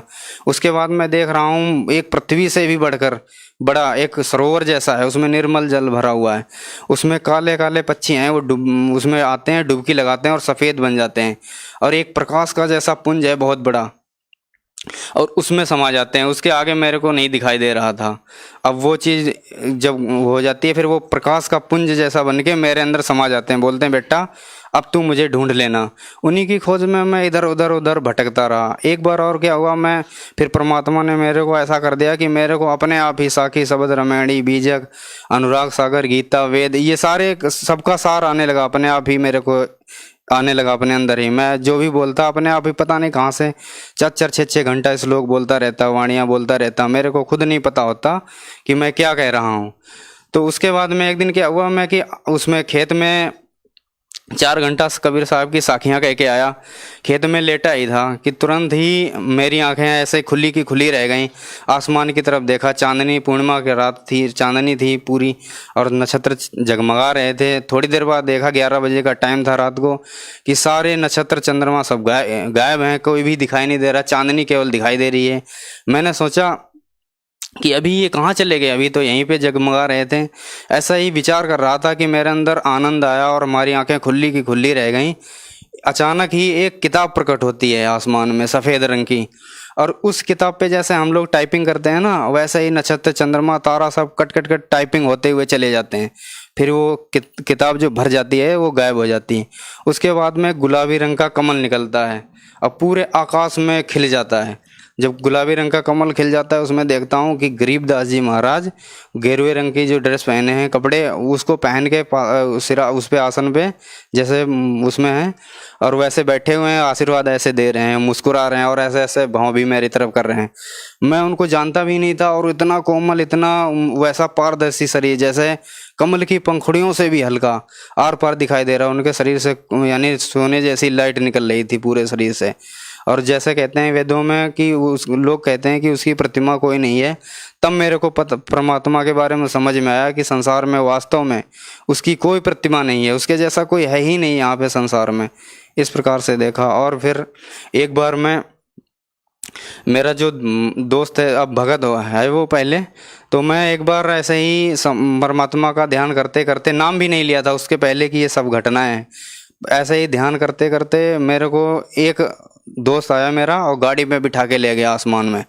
वहाँ पे बिना नींव कमल खिला हुआ है, बिना नींव का मंदिर है और वहाँ पे हिंदू मुस्लिम सिख ईसाई ये कोई भी वैन नहीं है, सभी धर्मों के लोग आ रहे हैं, आपस में मिल के रह रहे हैं। फिर आपस में वहाँ पे बिना नींव का वो कमल का फूल है, कोई उसका आधार नहीं है, उसमें आरती हो रही है। उसको देख के वहाँ पे बहुत शांति है, कोई भी लड़ाई झगड़ा नहीं, कोई जुरिडिक्शन बाउंड्री नहीं, कोई समय सीमा मुल्क दायरा जात पात वहाँ कुछ भी नहीं। उसको देख के मैं सोचा कि मैं यहीं रहूँगा, यहीं रहूँगा। वो थोड़ी देर बाद मैं वहाँ घूमता फिरता रहा, तो थोड़ी देर बाद वो लड़का बोला कि चलो तुम्हारा यहाँ काम ख़त्म, नीचे जाओ। मैं बोला नहीं नहीं मैं नहीं जाऊँगा। ज़बरदस्ती वो करने लगे, 4-5 आए, मेरे को ज़बरदस्ती भेजने लगे नीचे। जैसे ही मेरे को ज़बरदस्ती नीचे भेजने लगे, मैंने कहा अच्छा भेज तो रहे हो नीचे, मगर मेरे को यहाँ का पानी पी लेने दो। जब मैंने कहा पानी कोई पात्र दो ऐसे, तो उन्होंने मेरे को जो चलनी होती है जिसमें आटा वाटा निकाला जाता है वो देते हैं। वो नल में लगाता हूँ तो सारा पानी नीचे चला जाता है। मैं सोचता हूँ कि अरे यार तुम मेरे को मूर्ख बना रहे हो, उनसे कह रहा हूँ, और ये तो इसमें तो पानी रुकेगा भी नहीं, ये तो सारा नीचे चला जाएगा। तो वो उसने कहा कि इसी प्रकार से बिना गुरु के सारा ज्ञान जो भी अर्जित करोगे सब नीचे ही चला जाएगा, टिकेगा कुछ भी नहीं। तो इस प्रकार से फिर मैं गुरु की तलाश में निकला। फिर मैं दिल्ली में आ गया तो दिल्ली में ज्ञान गंगा मेरे को एक भगत जी ने दी। भगत जी ने जब ज्ञान गंगा दी, उसको पढ़ा, जो वो ज्ञान जो मेरे अंदर पहले से फीड किया था परमात्मा ने, जो मेरे को परमात्मा ने बताया था, सदगुरुदेव रामपाल जी ने, और जो पहले से बताया था उसी में सब कुछ लिखा मिला वैसा ही। वो मेरे को पढ़ने से पहले ही पता चल गया पूरा, एक लाइन पढ़ता आगे ज़्यादा समझ में आ जाता। उसके हिसाब से फिर गुरुजी का एक दिन सत्संग मेरे को देखने को मिला। जब सत्संग देखा तो गुरुजी उत्साह के साथ और खूब जोश से परमात्मा की वाणी को बता रहे थे। और ऐसा मैंने अन्य संतों के पास गया, वो केवल सद्गुणों की पुष्टि करते हैं पहले, फिर उसके बाद में अपना मत प्रकट करते हैं। अपना मत प्रकट करने के बाद जीवों को सम्मोहित करके, यानी वाणी से वो करके, फिर उनको पाखंड, आडंबर, बाहरी कर्मकांड ये सब बताते हैं, जिससे उनकी जीवों की बुद्धि नष्ट हो जाती है। और उसके बाद में काल का ये सब पाखंड, आडंबर ये सब है, फिर जीव के अंदर आशाएं, इच्छाएं, तृष्णाएं और ये भोग विलास के प्रति इच्छा ये सब जागृत होती है, और उनके पास कुछ भी नहीं, इसीलिए उनको कोई लाभ नहीं होता है। तो फिर सदगुरुदेव उसने बताया मेरे को, उसमें एड्रेस पे पढ़ा कि बरवाला में, ये गुरुजी को देख के ही मैं पहचान गया कि अरे ये तो वही वाले गुरुजी हैं जो मेरे को पहले मिले थे। पहले जब मैं जानता भी नहीं था इनको, तो मेरे को पता करना था कि कहाँ। उनसे भगत जी से पूछा कब चलोगे। मेरे को इतनी तड़प हुई कि वो आए ही नहीं। फिर मैं 2013 में 4 अप्रैल 2013 में जब वो दोबारा करोथा वाला आश्रम ही मिला था, वो ऐसे ही विवाद चल रहा था, मैं फिर भी चला गया वहाँ। और वहाँ जाके सदगुरु जी के वहाँ जाके नाम दीक्षा ली। और वहाँ जाते ही मेरे को ऐसा लगा कि जैसे मैं इन सबको पहले से ही जानता हूँ, और उन सब से इतना हिल मिल गया कि वो सब अपने जैसे लगने लगे। वहाँ जाके ऐसा भाव, ऐसा कि ये तो वहाँ तो ईंट पत्थर में हम भटक रहे थे, धक्के खा रहे थे, ये तो जागृत मंदिर है। सब जितने भी थे वो हम ईंट पत्थर के देवता बनाए हुए थे, यहाँ तो सारे देवता ही देवता हैं। उनसे मिलकर मेरे को बहुत खुशी हुई। कोई भी बुराई नहीं, कोई नशा नहीं करते, कोई भी उनके अंदर बुराइयां नहीं है, नशा और ये जितनी भी दारू, गांजा, भांग, तंबाकू ये कुछ भी नहीं करते। और फिर परमात्मा से नाम दीक्षा ली वहाँ पे, और नाम दीक्षा से फिर भक्ति स्टार्ट की परमात्मा की। सर, आपने लगभग हिंदुस्तान के सभी प्रसिद्ध धर्मगुरुओं से, उन पंथों से जुड़े, उनसे आपने नाम दीक्षा ली, उनसे आपको कोई संतुष्टि नहीं हुई। सर, संत रामपाल जी महाराज से नाम दीक्षा लेने के बाद आपको संतुष्टि हुई। संत रामपाल जी महाराज ने आपको ऐसी क्या बातें बताई जिससे आपको संतुष्टि हुई और अन्य धर्मगुरुओं से वो बातें आपको सुनने को नहीं मिली? सर जी, ऐसा हुआ था, मैं इससे पहले राधा स्वामी में था। राधा स्वामी में 5 नाम देते थे। उस नाम से क्या हो रहा था कि मैं उसका जाप करता था, 1.5 घंटे 2 घंटे करता था, 2.5 घंटे करता था, जिसके कारण जो मेरा मन है वो शांत नहीं हो रहा था। मेरे अंदर हजारों प्रश्न थे कि परमात्मा कैसा है, कहाँ है, ऐसे। और उसमें क्या है कि वो बता रहे थे कि परमात्मा ज्योति है, और निराकार भी बताते परमात्मा ज्योति और नाद के रूप में सब कण कण में विद्यमान है। और वहाँ निराकार ही निराकार है, चेतनता ही चेतन है, निराकार है परमात्मा। वहाँ बूंद ऐसे समा जाती है जैसे समंदर में पानी की बूंद, और मोक्ष हो जाता है। मगर जब मैंने परमात्मा की वाणी पढ़ी थी तो उसमें कबीर सागर में लिखा था परमात्मा सा शरीर है, और उसके एक रोमकूप में अरबों खरबों सूर्यों का प्रकाश है अकलोक में। और वहाँ जो आत्माएं चली जाती हैं वह उनके शरीर के अंदर 16 सूर्य चंद्रमा की मिली जुली रोशनी, ऐसी रोशनी है उनके अंदर जिसमें वो जलन गर्मी ना हो, ऐसी रोशनी है। तो उसी आधार से मैं उसमें शांति नहीं मिल रही थी। मैं ढूंढ रहा था कि ऐसा कौन सा गुरु मिले।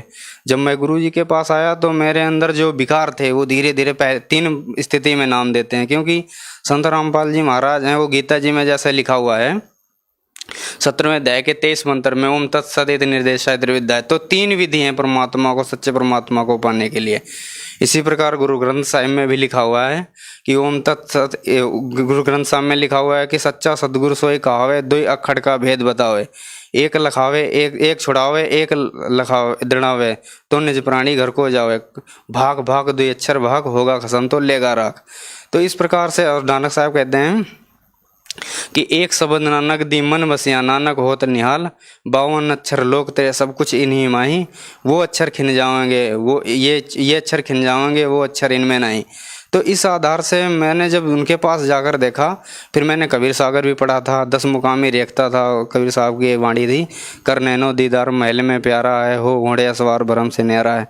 ये सारी वाणी पहले से मेरे को याद थी। उसके आधार से जो पहला मंत्र था ये बताते ही नहीं थे, और ये मंत्र ऋण, ये जो देवी देवताओं का कमलों का जो मंत्र होता है इनसे निकलने के लिए, वो बताते नहीं थे। और मेरे को ऐसा लगता था कि ये भी हमारे बुरे नहीं हैं, क्योंकि जो ये देवी देवता है, क्योंकि पूरी सृष्टि ये हमारा परिवार है, और इसी प्रकार से वो कुछ बताते भी नहीं थे। पहला मंत्र बोलते थे कि ब्रह्मा विष्णु शिव से क्या हमें लेना देना है, हम तो इसके त्रिकुटी के ऊपर जाएंगे। और हम इसी चक्कर में मेरे को शांति भी नहीं मिल रही। तो ऐसा हुआ कि उनके द्वारा नाम करके जाप देख लिया मैंने। पहले ओम नाम जो जपा था, उससे जो नाद ये पांचों बताते थे, नाद ध्वन, तो जब हम शरीर को खाली करके ऊपर आते थे तो त्रिकुटी के अंदर एक ज्योति जैसी जलती दिखाई देती थी। ये जब सुन्न हो जाता था पूरा शरीर, यही नाड़ियाँ ये घंटे की तरह टन टन जैसे बोलती सुनाई देती थी। उसके बाद में जो आपस में ये कमलों से खिंचाव होता था, यही बीणा की तरह आवाज़ करती थी जैसे धुन। और हृदय के अंदर ये ढोल जैसा जब खाली हो जाता है, गड़गड़ ऐसा बजता है, मुरली की आवाज़, ऐसे श्वास से शंख जैसी आवाज़। तो इसी चीज़ को ये बताते थे। मगर ये तो केवल काल का लोक है। उस अवस्था को मृत जीव शरीर को छोड़ के जाता है तो ब्रह्मलोक की केवल प्राप्ति है। मगर जब सदगुरु देव के पास आकर मैंने देखा कि वो सतलोक की बात बता रहे हैं, और सत्यनाम भी 2 अक्षर का जो है वो मेरे को सदगुरु देव से ही मिला। सर, सतलोक आश्रम बरवाला में आपने संत रामपाल जी महाराज से नाम दीक्षा ली, तो सर संत रामपाल जी महाराज से नाम दीक्षा लेने के बाद आपको क्या क्या लाभ हुए?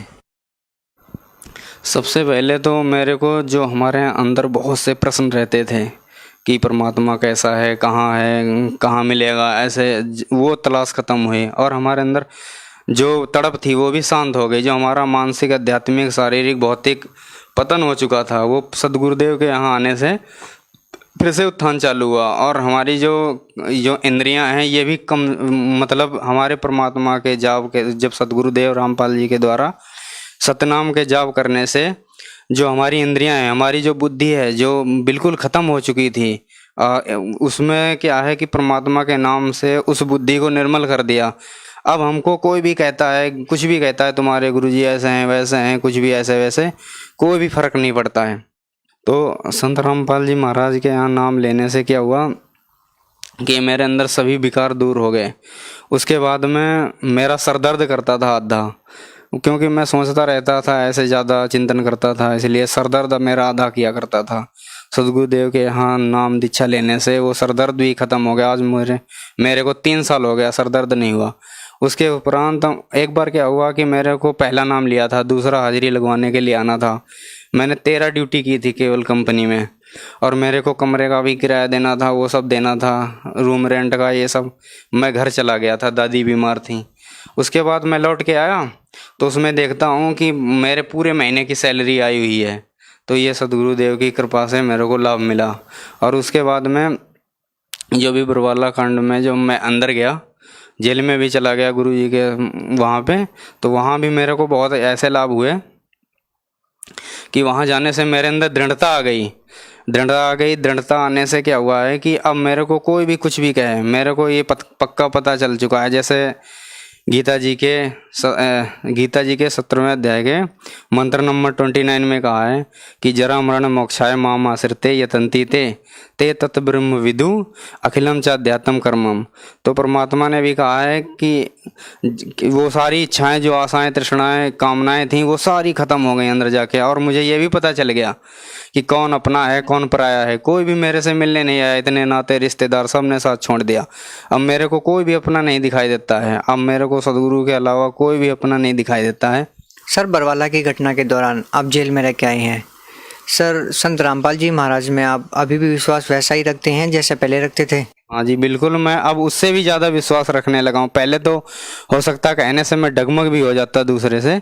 सर, बरवाला की घटना के दौरान आपके साथ अत्याचार हुए, जेल में भी आपके साथ अत्याचार हुए होंगे, सर उसके बाद भी संत रामपाल जी महाराज में आपका पूर्ण विश्वास है, कैसे?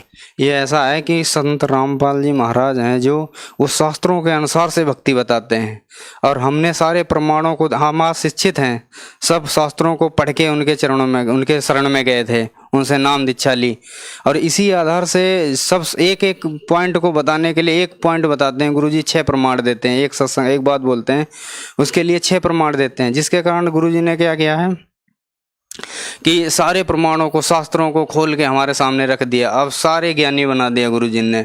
अब हमको खुद पता चल चुका है, क्योंकि सदगुरु जो आते हैं ना वो ऐसी लीला करते रहते हैं, क्योंकि वो नकली शिष्यों से छुटकारा पाने के लिए ऐसा करते रहते हैं। जैसे गुरुजी ने कहा भी है कि सदगुरु ऐसा चाहिए जैसे सूप स्वभाव, सार सार को गहे रखे, थोता दे उड़ाए। जैसे एक आम का पेड़ होता है, वो जब छायादार वृक्ष के रूप में परिवर्तित हो जाता है तो उसमें फिर फूल आता है। फूल, सारे फूल फल नहीं बन जाते हैं। उसको फल बनने के लिए उसमें गर्म सर्द हवाएं भी चलती हैं, गर्मियों का मौसम होता है बहुत, और उसमें जिन सब फूल झड़ जाता है, वही टिक पाता है, फल के रूप में परिवर्तित हो पाता है, जिसकी पकड़ मजबूत होती है। उसके बाद में वो उसके अंदर जब मजबूत हो जाता है तो डालियां अपने आप झुक जाती हैं नीचे, और फिर उस फल के अंदर मिठास आ जाती है, और फिर पकता है, फिर उसके अंदर मिठास आती है। इसी प्रकार से हम जब सदगुरु के ऊपर दृढ़ता रखेंगे, और हम सब शास्त्रों को देख सुन के और पढ़ के तब आए हुए हैं सदगुरु की शरण में, अब हमें सब विश्वास हो चुका है कि हम यहाँ, क्योंकि हमारी वृत्ति अभी भी नाते रिश्ते परिवार इन्हीं में सब में अटकी हुई थी, और हम बहुत परिवार में इसी में उलझे रहते थे सभी लोग। अब जब जेल के अंदर चले गए तो हमें ये पता चल गया है कि संसार में कोई अपना नहीं है, और हम अकेले हैं, इस संसार में अकेले आए हैं, अकेले ही जाएंगे। इसीलिए अब हमें कोई चिंता नहीं है। अब हमें ये पक्का विश्वास हो चुका है कि अब हमारा मोक्ष पक्का हो चुका है। सर जो लोग संत रामपाल जी महाराज से जुड़ना चाहते हैं वो संत रामपाल जी महाराज से कैसे जुड़ सकते हैं?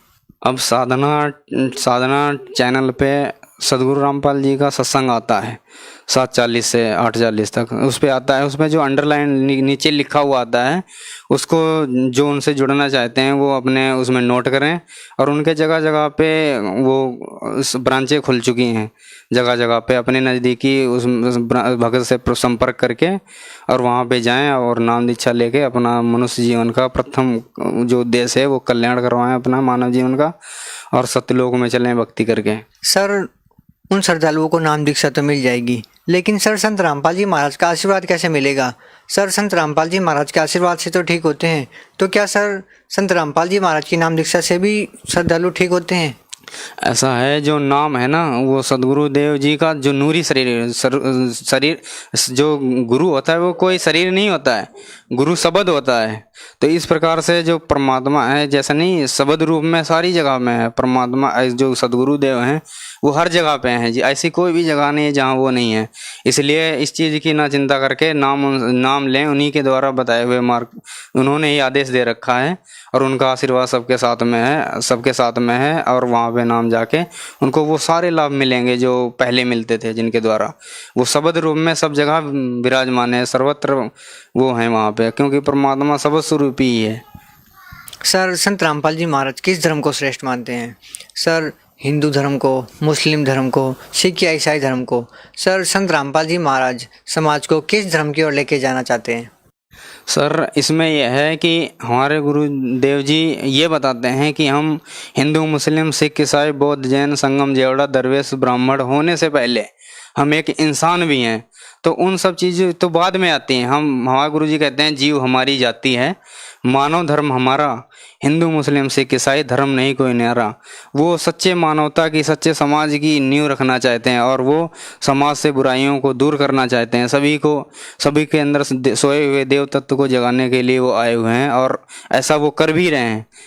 सर यहाँ पे एक हैरान करने वाली बात देखने को मिलती है कि बरवाला की घटना के बाद भी संत रामपाल जी महाराज जी के समर्थकों की संख्या दिन ब दिन बढ़ती जा रही है, दुगनी होती जा रही है। सर क्या कारण है इसका? वो ऐसा है क्योंकि आज सब शिक्षित समाज हैं।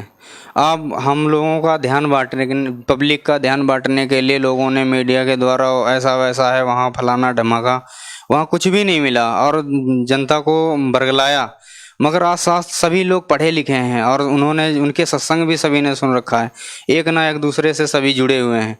उसके आधार से उन्होंने तर्क शास्त्र के द्वारा और उसमें शास्त्रों के आधार से उन्होंने सारा कुछ देख के, और उन्हें अब पता चल चुका है पूरे समाज को ये एक षड्यंत्र था, साजिश थी उनको फंसाने के लिए, क्योंकि उनके 1-1.5 लाख हर महीने में शिष्य नए जुड़ने लगे थे। इसीलिए उनका ध्यान बांटने के लिए ये करवाया गया कांड, ये सब पूरा शासन प्रशासन। सर यदि कोई श्रद्धालु ज्ञानगंगा पुस्तक को लेना चाहते हैं तो सर वो कितने पैसों में मिलेगी और कैसे मिलेगी? जो साधना चैनल है ना, उस पर लिखे हुए नंबरों पे संपर्क करें और अपने घर में ही बैठे मैडम मंगवा लें। सर भगत समाज को क्या कहना चाहेंगे? भगत समाज से हम यही कहना चाहते हैं कि जो शास्त्र विरुद्ध साधनाएं हैं जितनी भी, जैसे हमारे गीता जी में मना कर रखा है 7वें अध्याय के 20 में कि जिनकी बुद्धि माया के द्वारा चुरा ली जा चुकी है वो अन्य देवी देवताओं की पूजा करते हैं। तो इसी प्रकार से अब हम उस चीज़ को ना समझ के अब सदगुरुदेव संत रामपाल जी महाराज जो परमात्मा स्वरूप हैं, कबीरदेव के अवतार माने जाते हैं, वही हैं, और उनकी शरण में आए और शास्त्र के अनुसार भक्ति करें और अपना कल्याण कराएं और मोक्ष करवाएं। सर यहाँ में एक और बात देखने को मिलती है कि संत रामपाल जी महाराज जी के शिष्य गीता, वेद, पुराण, बाइबल सभी धर्मशास्त्रों के बारे में बहुत गहरा ज्ञान रखते हैं, जबकि देखा जाता है कि आज के समाज में जैसे कंप्यूटर युग चल रहा है सर, इस युग में धर्मशास्त्रों के बारे में इतना ध्यान नहीं दिया जाता। लेकिन सर संत रामपाल जी महाराज जी के शिष्य सभी धर्मों के शास्त्रों के बारे में इतनी गहरी जानकारी रखते हैं, सर क्या कारण है? ऐसा है जैसे समुद्र का अध्ययन करना है तो हम लेबोरेटरी में समुद्र को नहीं ला सकते, उसकी कुछ बूंदों के हिला के हम पूरे समुद्र की गुणवत्ता और इसमें क्या क्या गुण है ये सब पता लगा सकते हैं। इसी प्रकार से हमारे जो गुरुजी हैं वो बहुत जल्द सभी शास्त्रों को, गीता जी को, वेदों को यानी तुलनात्मक तरीके से उसका जो सार निकाल के दे देते हैं। वो जो की है मास्टर आपकी जो पूरे शास्त्रों का ज्ञान, और वो सब सिंपल लैंग्वेज में बताते हैं जिसके द्वारा उन्हें आसानी से समझ में आ जाता है और वो बहुत जल्दी ही उस ज्ञान से परिपूर्ण हो जाते हैं। सर बहुत धन्यवाद आपका।